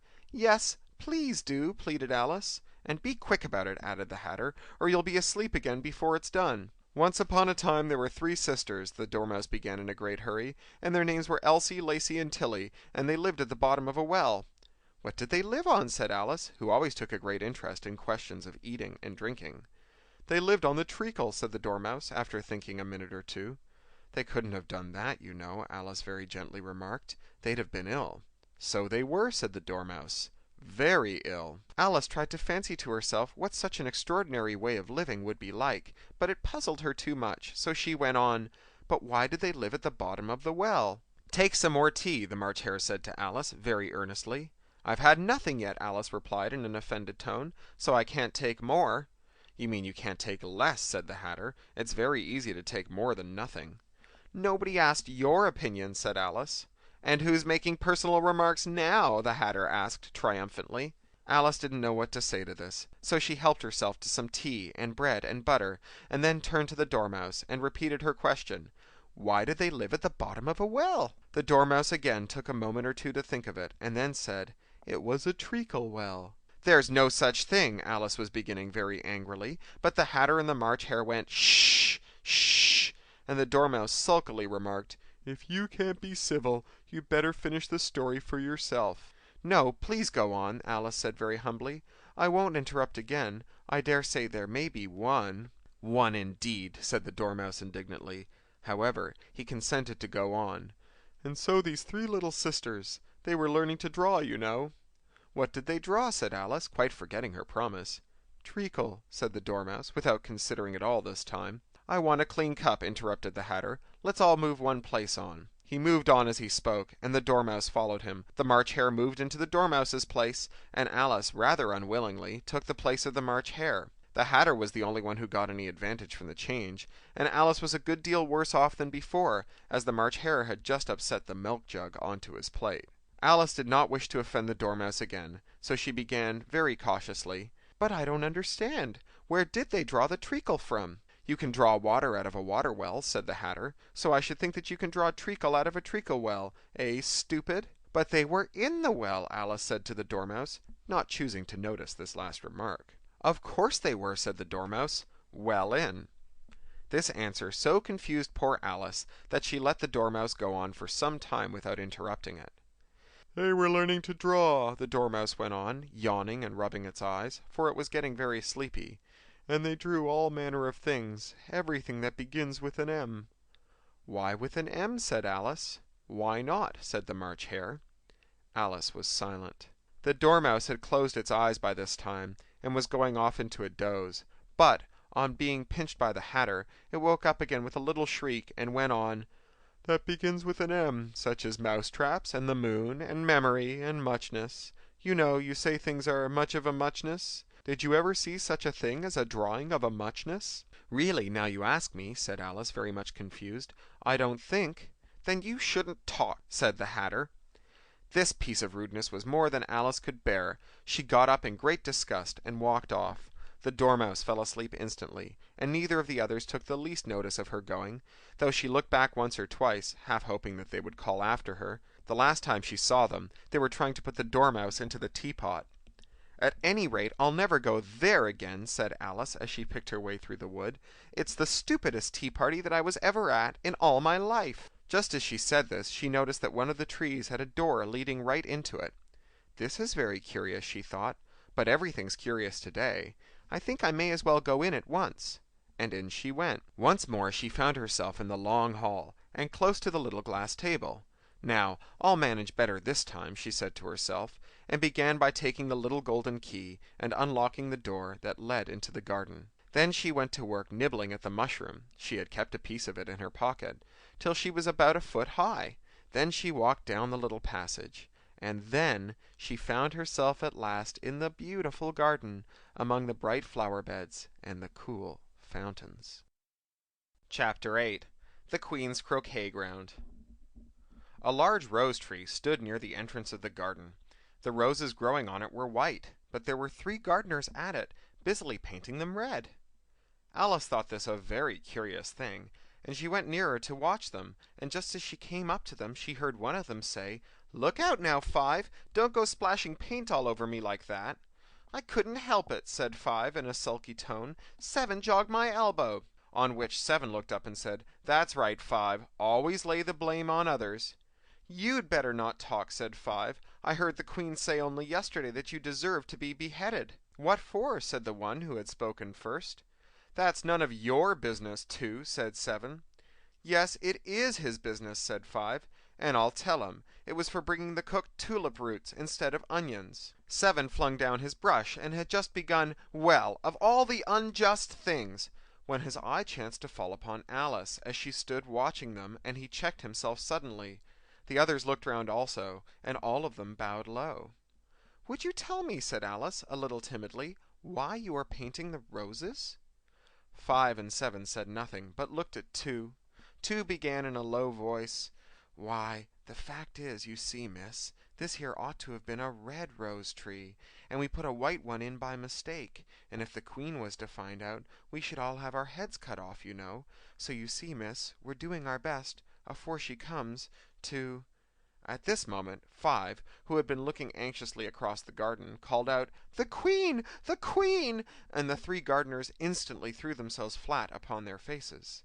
There was the sound of many footsteps, and Alice looked round, eager to see the Queen. First came 10 soldiers carrying clubs. These were all shaped like the 3 gardeners, oblong and flat, with their hands and feet at the corners. Next the 10 courtiers. These were ornamented all over with diamonds, and walked 2 and 2, as the soldiers did. After these came the royal children. There were 10 of them, and the little dears came jumping merrily along, hand in hand, in couples. They were all ornamented with hearts. Next came the guests, mostly kings and queens, and among them Alice recognized the White Rabbit. It was talking in a hurried, nervous manner, smiling at everything that was said, and went by without noticing her. Then followed the Knave of Hearts, carrying the king's crown on a crimson velvet cushion, and, last of all this grand procession, came the King and Queen of Hearts. Alice was rather doubtful whether she ought not to lie down on her face like the 3 gardeners, but she could not remember ever having heard of such a rule of processions. And besides, what would be the use of a procession, thought she, if people all had to lie down upon their faces, so that they couldn't see it? So she stood still where she was and waited. When the procession came opposite to Alice, they all stopped and looked at her, and the Queen said severely, "Who is this?" She said it to the Knave of Hearts, who only bowed and smiled in reply. "Idiot!" said the Queen, tossing her head impatiently, and, turning to Alice, she went on, "What's your name, child?" "My name is Alice, so please your Majesty," said Alice very politely, but she added to herself, "Why, they're only a pack of cards after all. I needn't be afraid of them." "And who are these?" said the Queen, pointing to the 3 gardeners who were lying round the rose tree, for you see, as they were lying on their faces, the patterns on their back was the same as the rest of the pack, and she could not tell whether they were gardeners, or soldiers, or courtiers, or 3 of her own children. "How should I know?" said Alice, surprised at her own courage. "It's no business of mine." The Queen turned crimson with fury, and, after glaring at her for a moment like a wild beast, screamed, "Off with her head! Off!" "Nonsense!" said Alice, very loudly and decidedly, and the Queen was silent. The King laid his hand upon her arm, and timidly said, "Consider, my dear, she is only a child." The Queen turned angrily away from him, and said to the Knave, "Turn them over." The Knave did so, very carefully, with one foot. "Get up!" said the Queen, in a shrill, loud voice, and the 3 gardeners instantly jumped up, and began bowing to the Queen, the King, and the royal children, and everybody else. "Leave off that!" screamed the Queen. "You make me giddy." And then, turning to the rose tree, she went on, "What have you been doing here?" "May it please your Majesty," said Two, in a very humble tone, going down on one knee as he spoke, "we were trying—" "I see," said the Queen, who had meanwhile been examining the roses. "Off with their heads!" And the procession moved on, 3 of the soldiers remaining behind to execute the unfortunate gardeners, who ran to Alice for protection. "You shan't be beheaded," said Alice, and she put them into a large flower pot that stood near.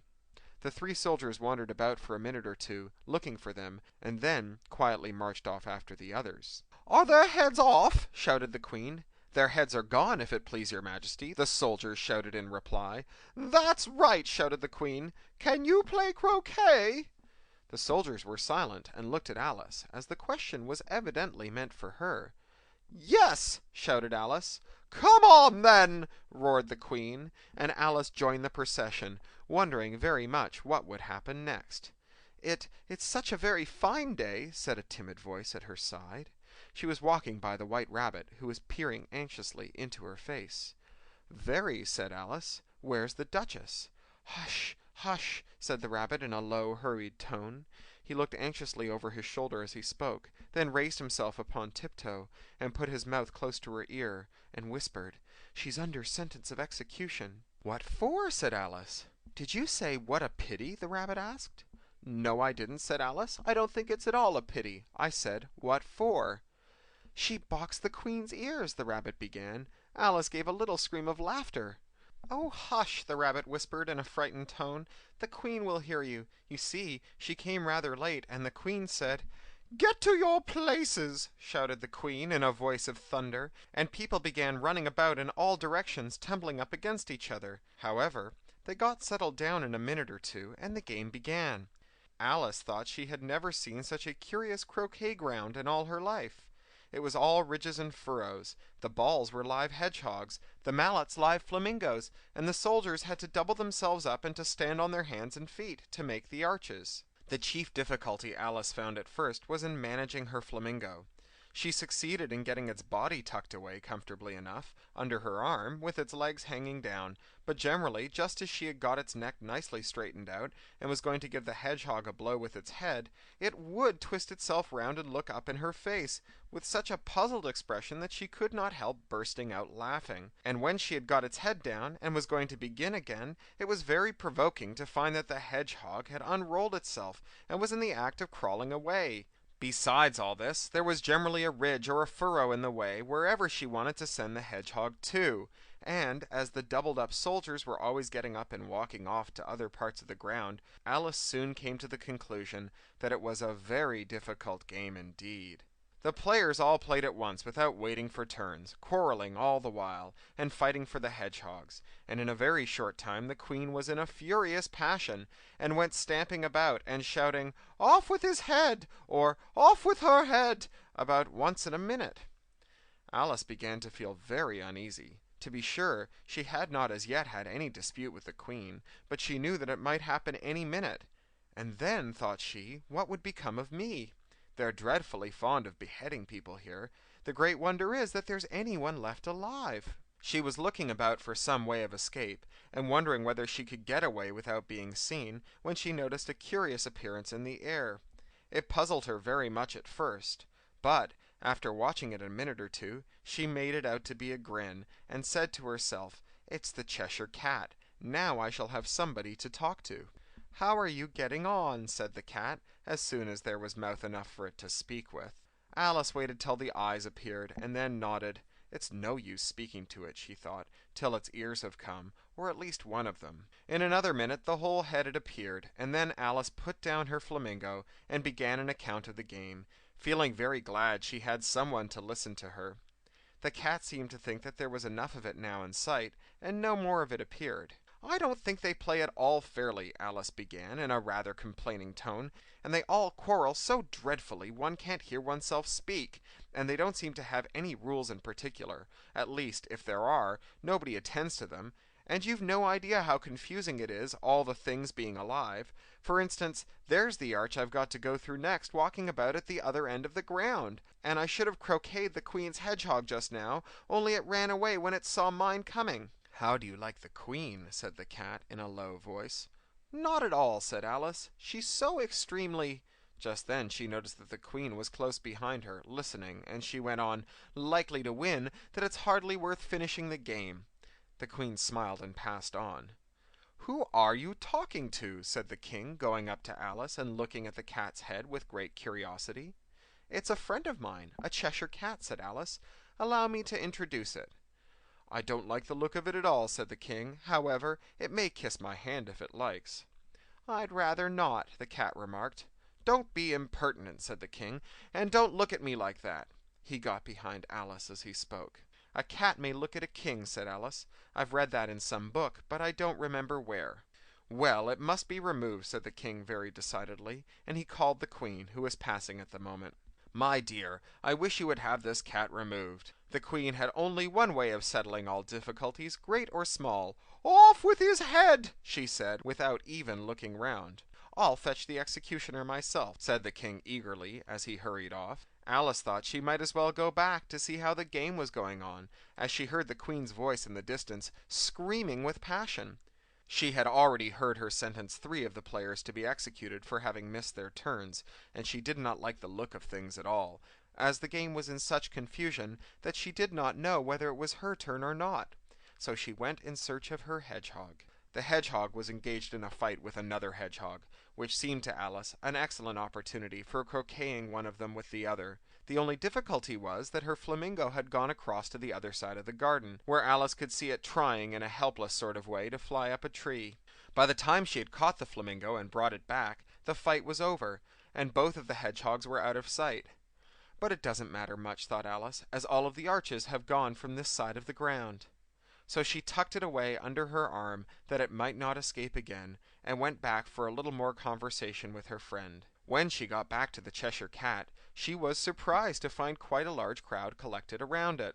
There was a dispute going on between the executioner, the king, and the queen, who were all talking at once, while all the rest were quite silent and looking very uncomfortable. The moment Alice appeared, she was appealed to by all three to settle the question, and they repeated their arguments to her, though, as they all spoke at once, she found it very hard indeed to make out exactly what they said. The executioner's argument was that you couldn't cut off a head unless there was a body to cut it from, that he had never had to do such a thing before, and that he wasn't going to begin at his time of life. The king's argument was that anything that had a head could be beheaded, and that you weren't to talk nonsense. The queen's argument was that if something wasn't done about it in less than no time, she'd have everybody executed all round. It was this last remark that had made the whole party look so grave and anxious. Alice could think of nothing else to say but, "It belongs to the Duchess. You'd better ask her about it." "She's in prison," the queen said to the executioner. "Fetch her here."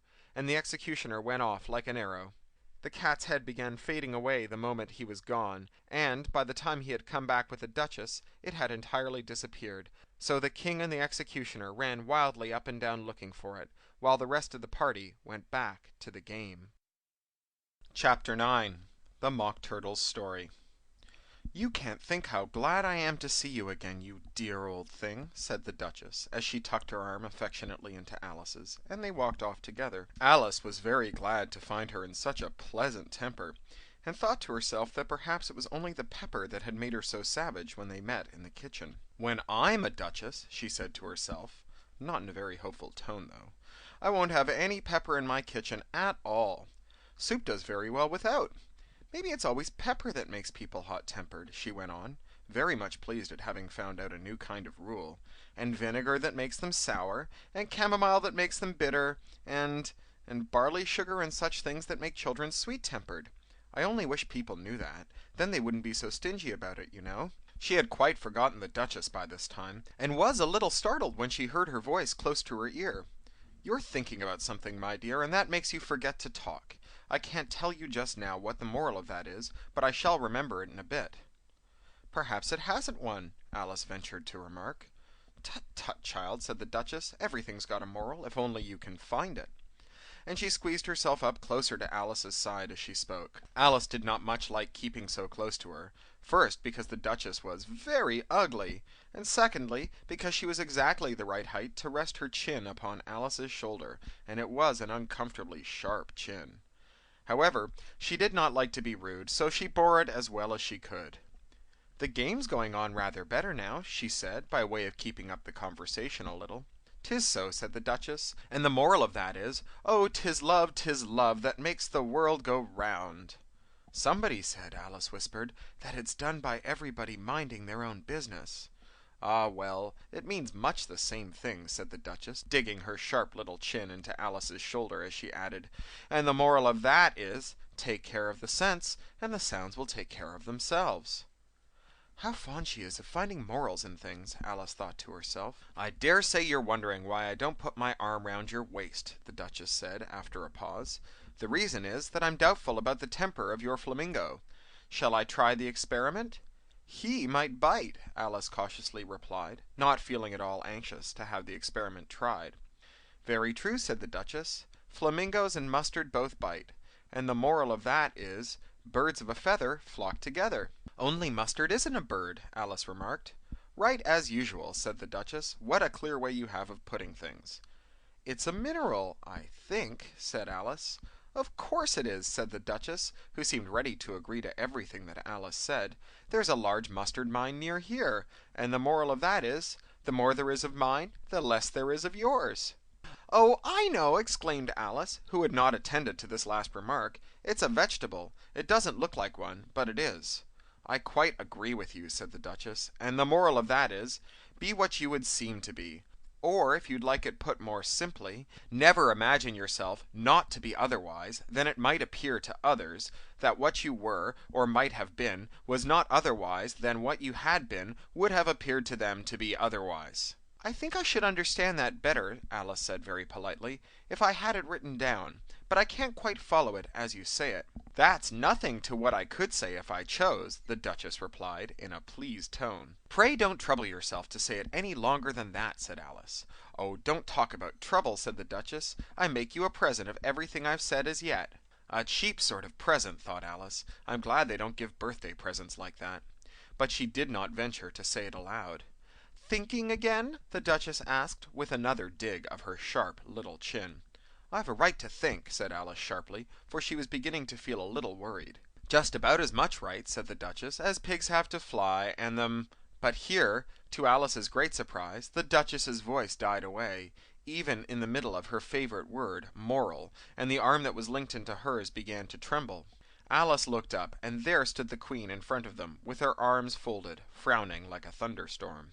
A fine day, your Majesty," the Duchess began, in a low, weak voice. "Now, I give you fair warning," shouted the Queen, stamping on the ground as she spoke. "Either you or your head must be off, and that in about half no time. Take your choice." The Duchess took her choice, and was gone in a moment. "Let's go on with the game," the Queen said to Alice, and Alice was too much frightened to say a word, but slowly followed her back to the croquet ground. The other guests had taken advantage of the Queen's absence, and were resting in the shade. However, the moment they saw her, they hurried back to the game, the Queen merely remarking that a moment's delay would cost them their lives. All the time they were playing, the Queen never left off quarreling with the other players, and shouting, "Off with his head!" or "Off with her head!" Those whom she sentenced were taken into custody by the soldiers, who of course had to leave off being arches to do this, so that by the end of half an hour or so there were no arches left, and all the players, except the King, the Queen, and Alice, were in custody and under the sentence of execution. Then the Queen left off, quite out of breath, and said to Alice, "Have you seen the Mock Turtle yet?" "No," said Alice, "I don't even know what a Mock Turtle is." "It's the thing Mock Turtle soup is made from," said the Queen. "I never saw one or heard of one," said Alice. "Come on, then," said the Queen, "and he shall tell you his history." As they walked off together, Alice heard the King say in a low voice to the company generally, "You are all pardoned." "Come, that's a good thing," she said to herself, for she had felt quite unhappy at the number of executions the Queen had ordered. They very soon came upon a griffin, lying fast asleep in the sun. If you don't know what a griffin is, look at the picture.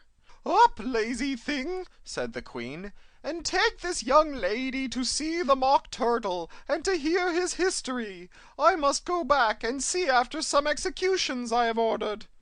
Then she walked off, leaving Alice alone with the griffin. Alice did not quite like the look of the creature, but on the whole she thought it would be quite as safe to stay with it as to go after that savage Queen, so she waited. The griffin sat up and rubbed its eyes, then it watched the Queen till she was out of sight, then it chuckled. "What fun!" said the griffin, half to itself, half to Alice. "What is the fun?" said Alice. "Why, she," said the griffin. "It's all her fancy, that. They never execute nobody, you know. Come on." "Everybody says come on here," thought Alice, as she went slowly after it. "I was never so ordered about in all my life, never." They had not gone far before they saw the Mock Turtle in the distance, sitting sad and lonely on a little ledge of rock, and, as they came nearer, Alice could hear him sighing as if his heart would break. She pitied him deeply. "What is his sorrow?" she asked the griffin, and the griffin answered, very nearly in the same words as before, "It's all his fancy, that. He hasn't got no sorrow, you know. Come on." So they went up to the Mock Turtle, who looked at them with large eyes full of tears, but said nothing. "This here young lady," said the griffin, "she wants for to know your history, she do." "I'll tell it to her," said the Mock Turtle in a deep, hollow tone. "Sit down, both of you, and don't speak a word till I've finished." So they sat down, and nobody spoke for some minutes. Alice thought to herself, "I don't see how he can even finish if he doesn't begin." But she waited patiently. "Once," said the Mock Turtle at last, with a deep sigh, "I was a real turtle." These words were followed by a very long silence. broken only by an occasional exclamation of "Yerk!" from the Gryphon and the constant heavy sobbing of the Mock Turtle. Alice was very nearly getting up and saying, "Thank you, sir, for your interesting story," but she could not help thinking there must be more to come, so she sat still and said nothing. "When we were little," the Mock Turtle went on at last, more calmly, though still sobbing a little now and then, "we went out to sea. The master was an old turtle. We used to call him Tortoise." "Why did you call him Tortoise, if he wasn't one?" Alice asked. "We called him Tortoise because he taught us," said the Mock Turtle angrily. "You really are very dull." "You ought to be ashamed of yourself for asking such a simple question," added the Gryphon, and then they both sat silent and looked at poor Alice, who felt ready to sink into the earth. At last the Gryphon said to the Mock Turtle, "Drive on, old fellow, don't be all day about it," and he went on in these words: "Yes, we went to school in the sea, though you mayn't believe it." "I never said I didn't," interrupted Alice. "You did," said the Mock Turtle. "Hold your tongue," added the Gryphon, before Alice could speak again. The Mock Turtle went on: "We had the very best education. In fact, we went to school every day." "I've been to a day school too," said Alice. "You needn't be so proud as all that." "With extras?" asked the Mock Turtle, a little anxiously. "Yes," said Alice, "we learned French and music." "And washing?" said the Mock Turtle. "Certainly not," said Alice indignantly. "Ah, then yours wasn't a really good school," said the Mock Turtle in a tone of great relief. "Now at ours they had at the end of the bill French, music, and washing, extra." "You couldn't have wanted it much," said Alice, living at the bottom of the sea. "I couldn't afford to learn it," said the Mock Turtle with a sigh. "I only took the regular course." "What was that?" inquired Alice. "Reeling and writhing, of course, to begin with," the Mock Turtle replied, "and then the different branches of arithmetic: ambition, distraction, uglification, and derision." "I've never heard of uglification," Alice ventured to say. "What is it?" The Gryphon lifted up both its paws in surprise. "What! Never heard of uglifying?" it exclaimed. "You know what to beautify is, I suppose." "Yes," said Alice doubtfully. "It means to make anything prettier." "Well, then," the Gryphon went on, "if you don't know what to uglify is, you are a simpleton." Alice did not feel encouraged to ask any more questions about it, so she turned to the Mock Turtle and said, "What else had you to learn?" "Well, there was mystery," the Mock Turtle replied, counting off the subjects on his flappers. "Mystery, ancient and modern, with seaography. Then drawling. The drawling master was an old conger eel that used to come once a week. He taught us drawling, stretching, and fainting in coils." "What was that like?" said Alice. "Well, I can't show it to you myself," the Mock Turtle said. "I'm too stiff. And the Gryphon never learnt it." "Hadn't time," said the Gryphon. "I went to the classics master, though. He was an old crab, he was." "I never went to him," the Mock Turtle said with a sigh. "He taught laughing and grief, they used to say." "So he did, so he did," said the Gryphon, sighing in his turn, and both creatures hid their faces in their paws. "How many hours a day did you do lessons?" said Alice, in a hurry to change the subject. 10 hours the first day," said the Mock Eel, 9 the next, and so on. "What a curious plan!" exclaimed Alice. "That's the reason they're called lessons," the Gryphon remarked, "because they lessen from day to day." This was quite a new idea to Alice, and she thought it over a little before she made her next remark. "Then the 11th day must have been a holiday?" "Of course it was," said the Mock Turtle. "And how did you manage on the 12th?" Alice went on eagerly. "That's enough about lessons," the Gryphon interrupted in a very decided tone. "Tell her something about the games now." Chapter 10. The Lobster Quadrille. The Mock Turtle sighed deeply, and drew the back of one flapper across his eyes. He looked at Alice and tried to speak, but for a minute or two sobs choked his voice. "Same as if he had a bone in his throat," said the Gryphon, as it set to work shaking him and punching him in the back. At last the Mock Turtle recovered his voice, and, with tears running down his cheeks, he went on again. "You may not have lived much under the sea." "I haven't," said Alice. "And perhaps you were never even introduced to a lobster." Alice began to say, "I once tasted," but checked herself hastily and said, "No, never. So you can have no idea what a delightful thing a lobster quadrille is." "No, indeed," said Alice. "What sort of a dance is it?" "Why," said the Gryphon, "you first form into a line along the seashore." "Two lines!" cried the Mock Turtle. "Seals, turtles, salmon, and so on. Then, when you've cleared the jellyfish out of the way—" "That generally takes some time," interrupted the Gryphon. "You advance twice—" "Each with a lobster as a partner?" cried the Gryphon. "Of course," the Mock Turtle said. "Advance twice, set to partners—" "Change lobsters and retire in the same order," continued the Gryphon. "Then, you know," the Mock Turtle went on, "you throw "The lobsters!" shouted the Gryphon, with a bound into the air, "as far out to the sea as you can." "Swim after them!" screamed the Gryphon. "Turn a somersault in the sea!" cried the Mock Turtle, capering wildly about. "Change lobsters again!" yelled the Gryphon at the top of its voice. "Back to land again, and that's all the first figure," said the Mock Turtle, suddenly dropping his voice, and the two creatures, who had been jumping about like mad things all this time, sat down again very sadly and quietly, and looked at Alice. "It must be a very pretty dance," said Alice timidly. "Would you like to see a little of it?" said the Mock Turtle. "Very much indeed," said Alice. "Come, let's try the first figure," said the Mock Turtle to the Gryphon. "We can do without lobsters, you know. Which shall sing?" "Oh, you sing," said the Gryphon. "I've forgotten the words." So they began solemnly dancing round and round Alice, every now and then treading on her toes when they passed too close, and waving their forepaws to mark the time, while the Mock Turtle sang this, very slowly and sadly. "Will you walk a little faster?" said a whiting to a snail. "There's a porpoise close behind us, and he's treading on my tail. See how eagerly the lobsters and the turtles all advance.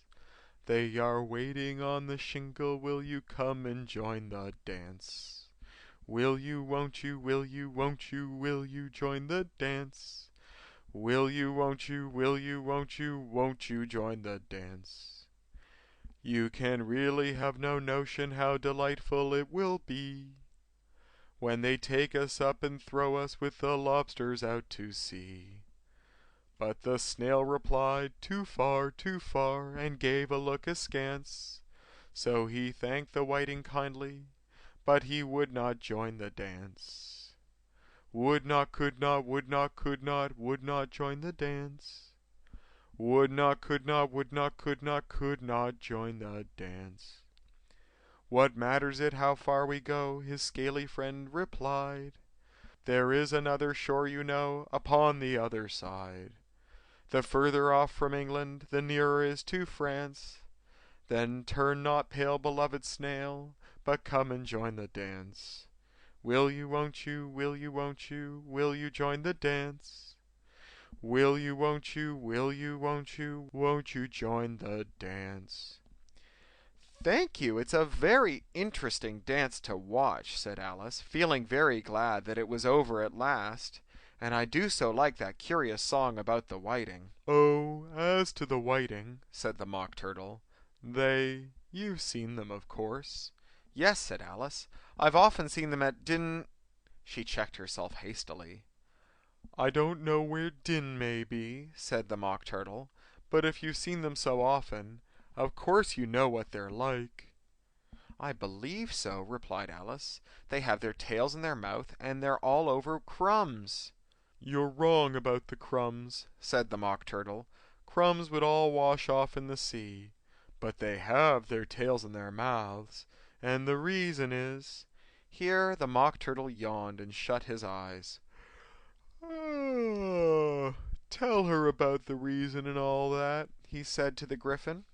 "The reason is," said the Gryphon, "that they would go with the lobsters to the dance, so they get thrown out to sea, so they had to fall a long way, so they had got their tails fast in their mouth, so they couldn't get them out again. That's all." "Thank you," said Alice. "It's very interesting. I never knew so much about a whiting before." "I can tell you more than that if you like," said the Gryphon. "Do you know why it's called a whiting?" "I never thought about it," said Alice. "Why?" "It does the boots and shoes," the Gryphon replied, very solemnly. Alice was thoroughly puzzled. "Does the boots and shoes?" she repeated in a wondering tone. "Why, what are your shoes done with?" said the Gryphon. "I mean, what makes them so shiny?" Alice looked down at them, and considered a little before she gave her answer. "They're done with blacking, I believe." "Boots and shoes under the sea," the Gryphon went on, in a deep voice, "are done with a whiting. Now you know." "And what are they made of?" Alice asked, in a tone of great curiosity. "Soles and eels, of course," the Gryphon replied rather impatiently.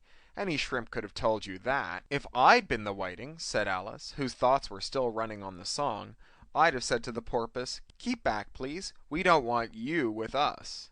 "They were obliged to have him with them," the Mock Turtle said. "No wise fish would go anywhere without a porpoise." "Wouldn't it really?" said Alice, in a tone of great surprise. "Of course not," said the Mock Turtle. "Why, if a fish came to me and told me he was going on a journey, I should say, 'With what porpoise?'" "Don't you mean purpose?" said Alice. "I mean what I say," the Mock Turtle replied, in an offended tone, and the Gryphon added, "Come, let's hear some of your adventures." "I could tell you my adventures, beginning from this morning," said Alice a little timidly, "but it's no use going back to yesterday, because I was a different person then." "Explain all that," said the Mock Turtle. "No, no, the adventures first," said the Gryphon in an impatient tone. "Explanations take such a dreadful time." So Alice began telling them her adventures, from the time when she first saw the White Rabbit. She was a little nervous about it at first, but the two creatures got so close to her, one on each side, and opened their eyes and mouths so very wide, that she gained courage as she went on. Her listeners were perfectly quiet till she got to the part about her repeating, "You are old, Father William," to the caterpillar, and the words all coming different, and then the Mock Turtle drew a long breath and said, "That's very curious." "It's about as curious as it can be," said the Gryphon. "It all came different," the Mock Turtle repeated thoughtfully. "I should like to hear her try and repeat something now. Tell her to begin." He looked at the Gryphon, as if he thought it had some kind of authority over Alice. "Stand up and repeat, 'Tis the voice of the sluggard,'" said the Gryphon. "How the creatures order one about, and make one repeat lessons," thought Alice. "I might as well be at school at once." However, she got up and began to repeat it, but her head was so full of the lobster quadrille that she hardly knew what she was saying, and the words came very queer indeed. "'Tis the voice of the lobster," I heard him declare. "You have baked me too brown, I must sugar my hair. As a duck with its eyelids, so he with his nose Trims the belt in his buttons, and turns out his toes. When the sands are all dry, he is gay as a lark, And will talk in contemptuous tones of the shark. But when the tide rises, and sharks all around, His voice is a timid and tremulous sound." "That's different from what I used to say as a child," said the Gryphon. "Well, I never heard it before," said the Mock Turtle, "but it sounds uncommon nonsense." Alice said nothing. She had sat down with her face in her hands, wondering if anything would ever happen in a natural way again. "I should like to have it explained," said the Mock Turtle. "She can't explain it," the Gryphon said hastily. "Go on with the next verse." "But what about his toes?" the Mock Turtle persisted. "How could he turn them out with his nose, you know?" "It's the first position in dancing," Alice said, but was dreadfully puzzled by the whole thing, and longed to change the subject.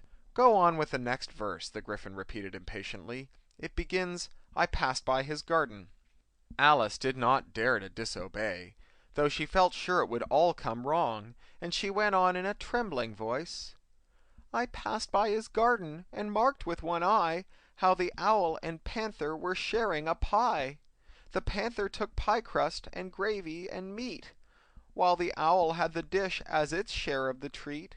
When the pie was all finished, the owl, as a boon, was kindly permitted to pocket the spoon, while the panther received the knife and fork with a growl, and concluded the banquet. "What is the use of repeating all that stuff?" the Mock Turtle interrupted. "If you don't explain it as you go on, it's by far the most confusing thing I ever heard." "Yes, I think you'd better leave off," said the Gryphon, and Alice was only too glad to do so. "Shall we try another figure of the lobster quadrille?" the Gryphon went on, "or would you like the Mock Turtle to sing you a song?"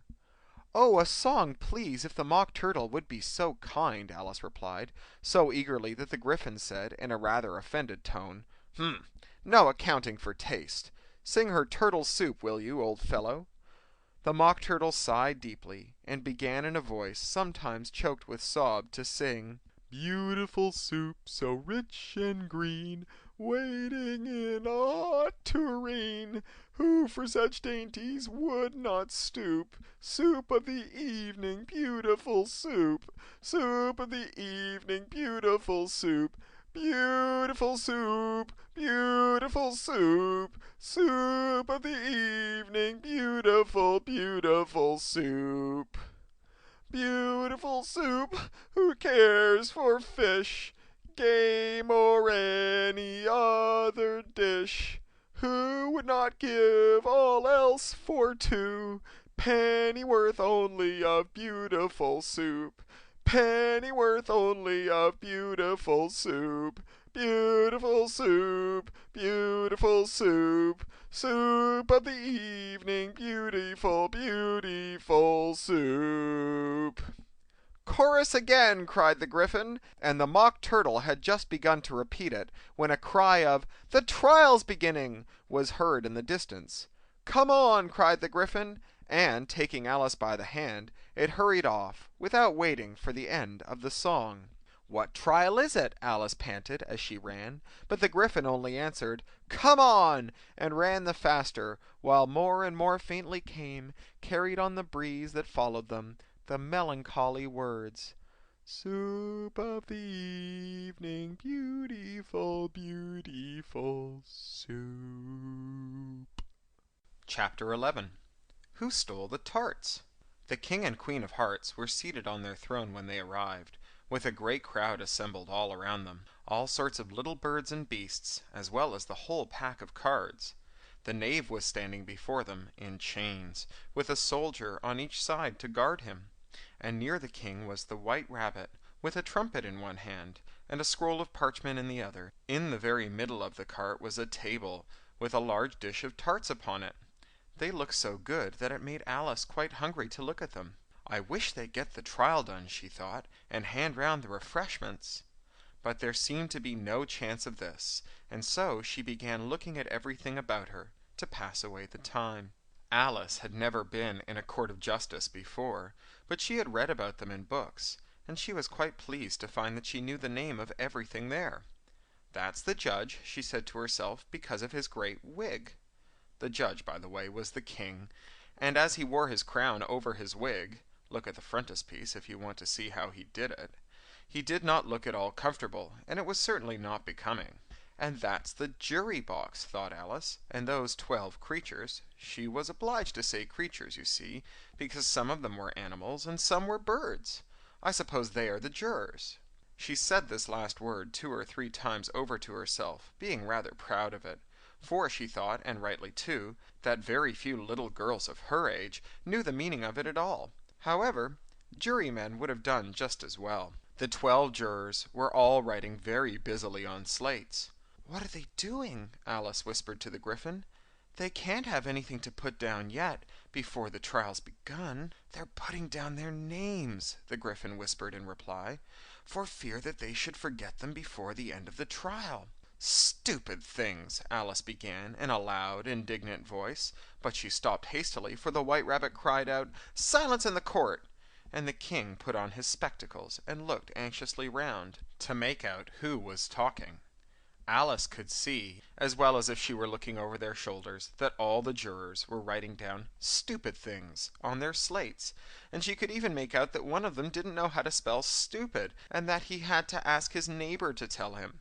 A nice muddle their slates'll be in before the trial's over, thought Alice. One of the jurors had a pencil that squeaked. This, of course, Alice could not stand, and so she went round the court and got behind him, and very soon found an opportunity of taking it away. She did it so quickly that the poor little juror, it was Bill the lizard, could not make out at all what had become of it. So, after hunting about for it, he was obliged to write with one finger for the rest of the day, and this was of very little use, as it left no mark on the slate. "Herald, read the accusation," said the king. On this the White Rabbit blew 3 blasts on the trumpet, and then unrolled the parchment scroll and read as follows: "The Queen of Hearts, she made some tarts, all on a summer's day. The Knave of Hearts, he stole those tarts, and took them quite away." "Consider your verdict," the king said to the jury. "Not yet, not yet," the rabbit hastily interrupted. "There's a great deal to come before that." "Call the first witness," said the king, and the White Rabbit blew 3 blasts on the trumpet and called out, "First witness." The first witness was the Hatter. He came in with a teacup in one hand and a piece of bread and butter in the other. "I beg your pardon, your majesty," he began, "for bringing these in, but I hadn't quite finished my tea when I was sent for." "You ought to have finished," said the king. "When did you begin?" The Hatter looked at the March Hare, who had followed him into the court, arm in arm with the Dormouse. 14th of March, I think it was, he said. 15th, said the March Hare.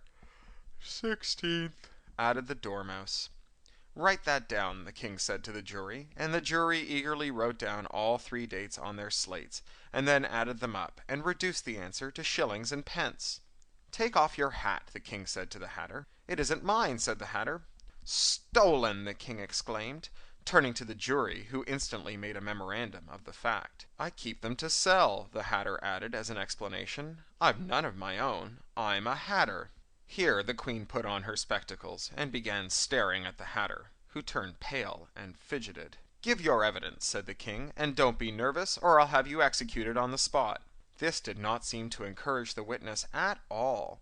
He kept shifting from one foot to the other, looking uneasily at the queen, and, in his confusion, he bit a large piece out of his teacup instead of the bread and butter. Just at this moment Alice felt a very curious sensation, which puzzled her a good deal until she made out what it was. She was beginning to grow larger again, and she thought at first that she would get up and leave the court. But on second thoughts, she decided to remain where she was as long as there was room for her. "I wish you wouldn't squeeze so," said the Dormouse, who was sitting next to her. "I can hardly breathe." "I can't help it," said Alice, very meekly. "I'm growing." "You've no right to grow here," said the Dormouse. "Don't talk nonsense," said Alice more boldly. "You know you're growing too." "Yeah, but I grow at a reasonable pace," said the Dormouse. "Not in that ridiculous fashion." And he got up very sulkily and crossed over to the other side of the court. All this time the queen had never left off staring at the Hatter, and, just as the Dormouse crossed the court, she said to one of the officers of the court, "Bring me the list of the singers in the last concert." On which the wretched Hatter trembled so that he took both his shoes off. "Give your evidence," the king repeated angrily, "or I'll have you executed, whether you're nervous or not." "I'm a poor man, your majesty," the Hatter began in a trembling voice, "and I hadn't begun my tea, not above a week or so, and what with the bread and butter getting so thin, and the twinkling of the tea—" "The twinkling of the what?" said the king. "It began with a T," the Hatter replied. "Of course twinkling begins with a T," said the king sharply. "Do you take me for a dunce? Go on." "I'm a poor man," the Hatter went on, "and most things twinkled after that, only the March Hare said—" "I didn't," the March Hare interrupted in a great hurry. "You did," said the Hatter. "I deny it," said the March Hare. "He denies it," said the king. "Leave out that part." "Well, at any rate, the Dormouse said," the Hatter went on, looking anxiously round to see if he would deny it too, but the Dormouse denied nothing, being fast asleep. "After that," continued the Hatter, "I cut some more bread and butter. "But what did the Dormouse say?" one of the jury asked. "That I can't remember," said the Hatter. "You must remember," remarked the king, "or I'll have you executed." The miserable Hatter dropped his teacup and bread and butter, and went down on one knee. "I'm a poor man, your majesty," he began. "You're a very poor speaker," said the king. Here one of the guinea pigs cheered, and was immediately suppressed by the officers of the court. As that is rather a hard word, I will just explain to you how it was done.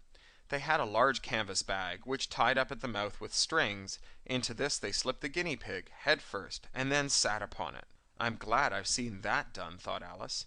"I've so often read in the newspapers, at the end of the trials, there was some attempt at applause, which was immediately suppressed by the officers of the court, and I never understood what it meant, till now." "If that's all you know about it, you may stand down," continued the king. "I can go no lower," said the Hatter. "I'm on the floor as it is." "Then you may sit down," the king replied. Here the other guinea pig cheered, and it was suppressed. "Come, that finishes the guinea pigs," thought Alice. "Now we shall get on better."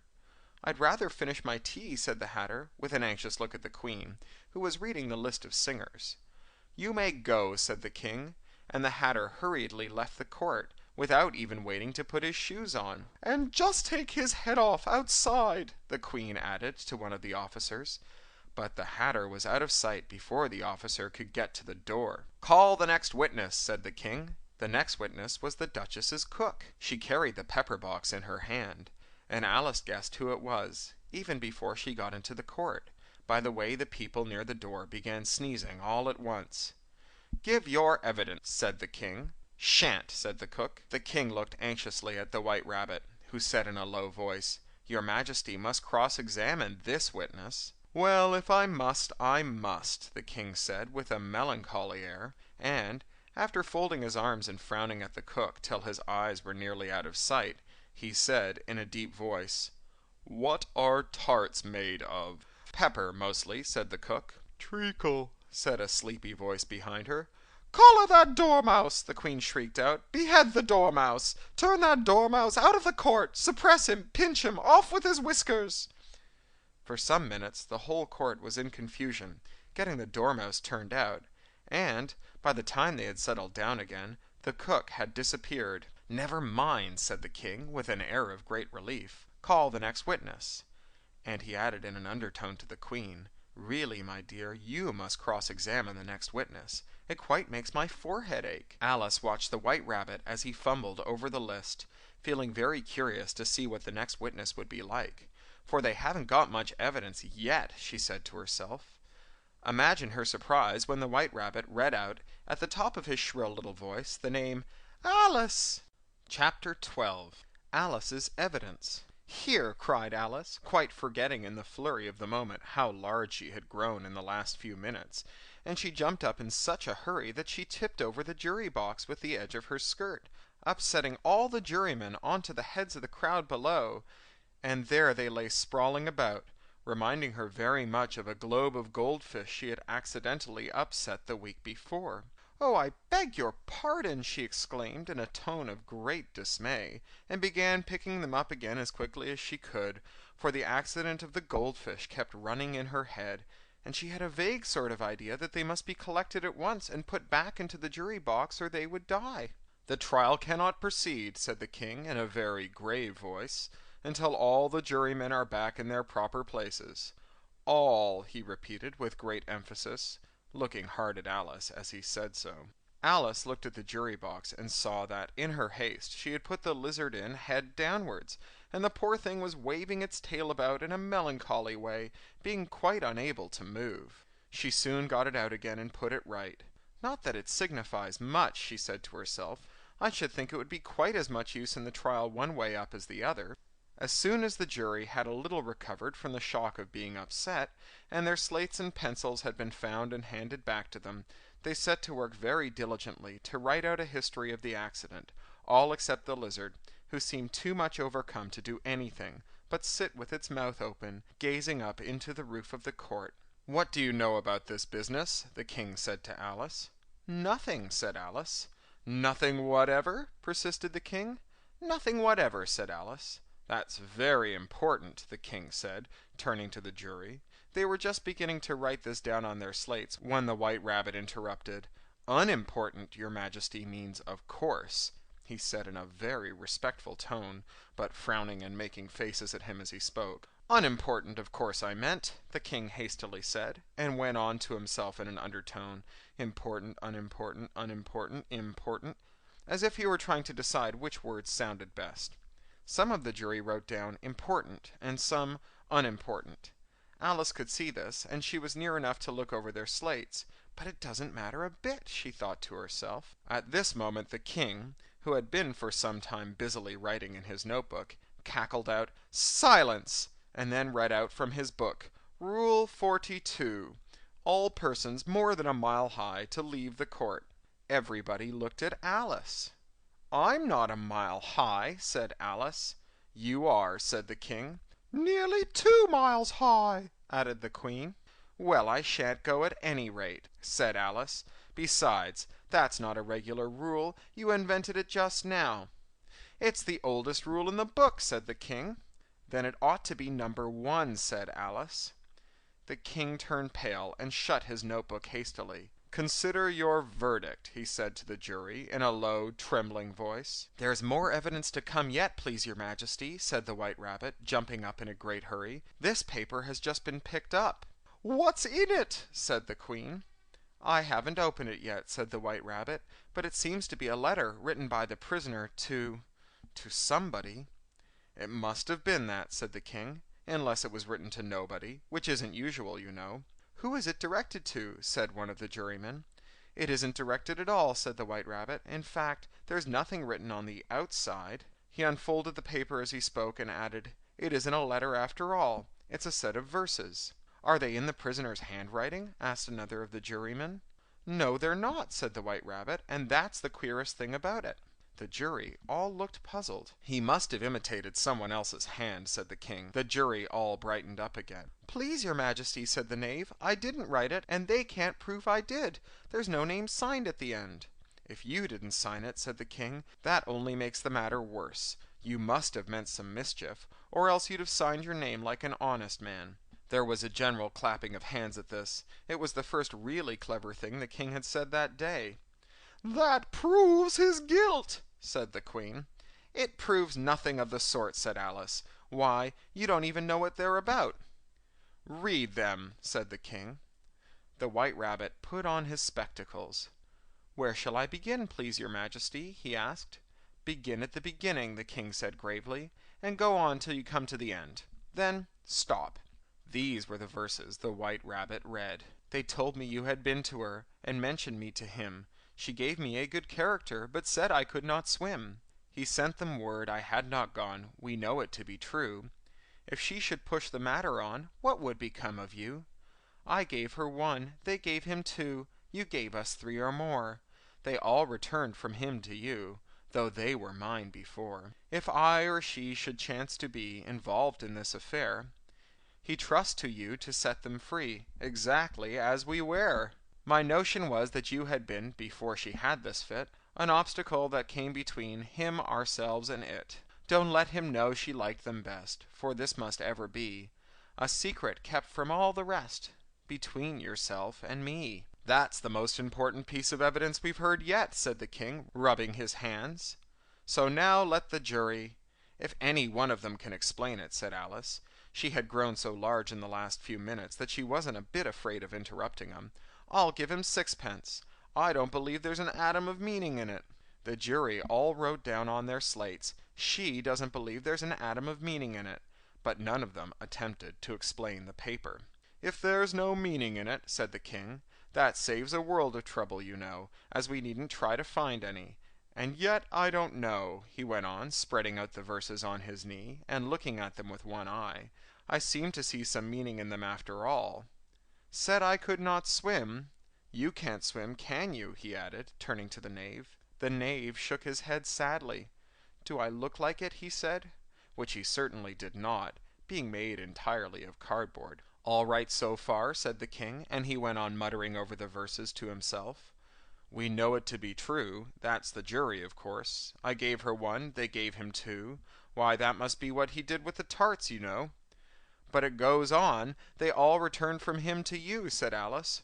"Why, there they are," said the king triumphantly, pointing to the tarts on the table. "Nothing can be clearer than that."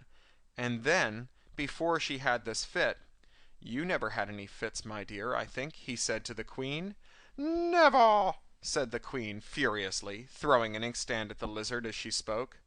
The unfortunate little Bill had left off writing on his slate with one finger, as he found it made no mark, but now he hastily began again, using the ink that was trickling down his face, as long as it lasted. "Then the words don't fit you," said the king, looking round the court with a smile. There was a dead silence.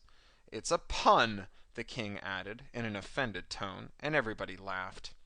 "Let the jury consider their verdict," the king said, for about the 20th time. "No, no," said the queen. "Sentence first, verdict afterwards." "Stuff and nonsense," said Alice loudly. "The idea of having the sentence first." "Hold your tongue," said the queen, turning purple.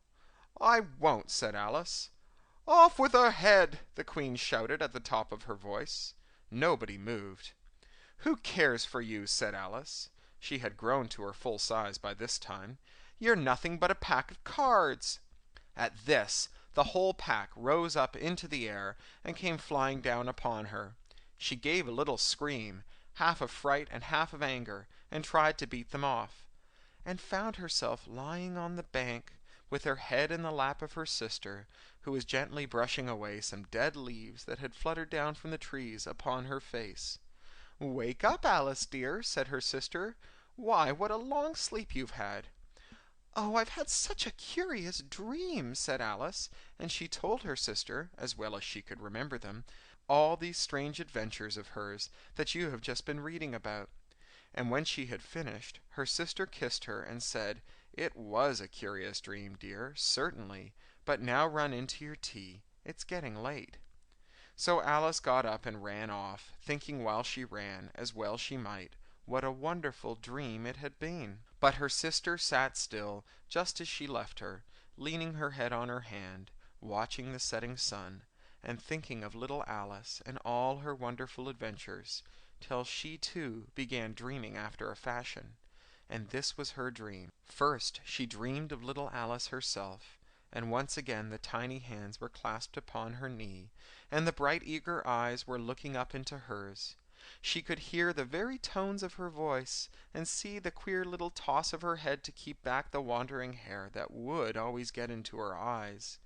And still as she listened, or seemed to listen, the whole place around her became alive with the strange creatures of her little sister's dream. The long grass rustled at her feet as the white rabbit hurried by. The frightened mouse splashed his way through the neighboring pool. She could hear the rattle of the teacups as the March Hare and his friends shared their never-ending meal, and the shrill voice of the queen ordering off her unfortunate guests to execution. Once more the pig baby was sneezing on the Duchess's knee, while plates and dishes crashed around it. Once more the shriek of the griffin, the squeaking of the lizard's slate pencil, and the choking of the suppressed guinea pigs filled the air, mixed up with the distant sobs of the miserable mock turtle. So she sat on with closed eyes, and half believed herself in Wonderland, though she knew she had but to open them again, and all would change to dull reality. The grass would only be rustling in the wind, and the pool rippling to the waving of the reeds. The rattling teacups would change to tinkling sheep bells, and the queen's shrill cries to the voice of the shepherd boy, and the sneeze of the baby, the shriek of the griffin, and all the other queer noises would change, she knew, to the confused clamor of the busy farmyard, while the lowing of the cattle in the distance would take the place of the mock turtle's heavy sobs. Lastly, she pictured to herself how this same little sister of hers would, in the after-time, be herself a grown woman, and how she would keep, through all her riper years, the simple and loving heart of her childhood, and how she would gather about her other little children, and make their eyes bright and eager with many a strange tale, perhaps even with the dream of Wonderland of long ago, and how she would feel with all their simple sorrows, and find a pleasure in all their simple joys, remembering her own child life and the happy summer days. The end.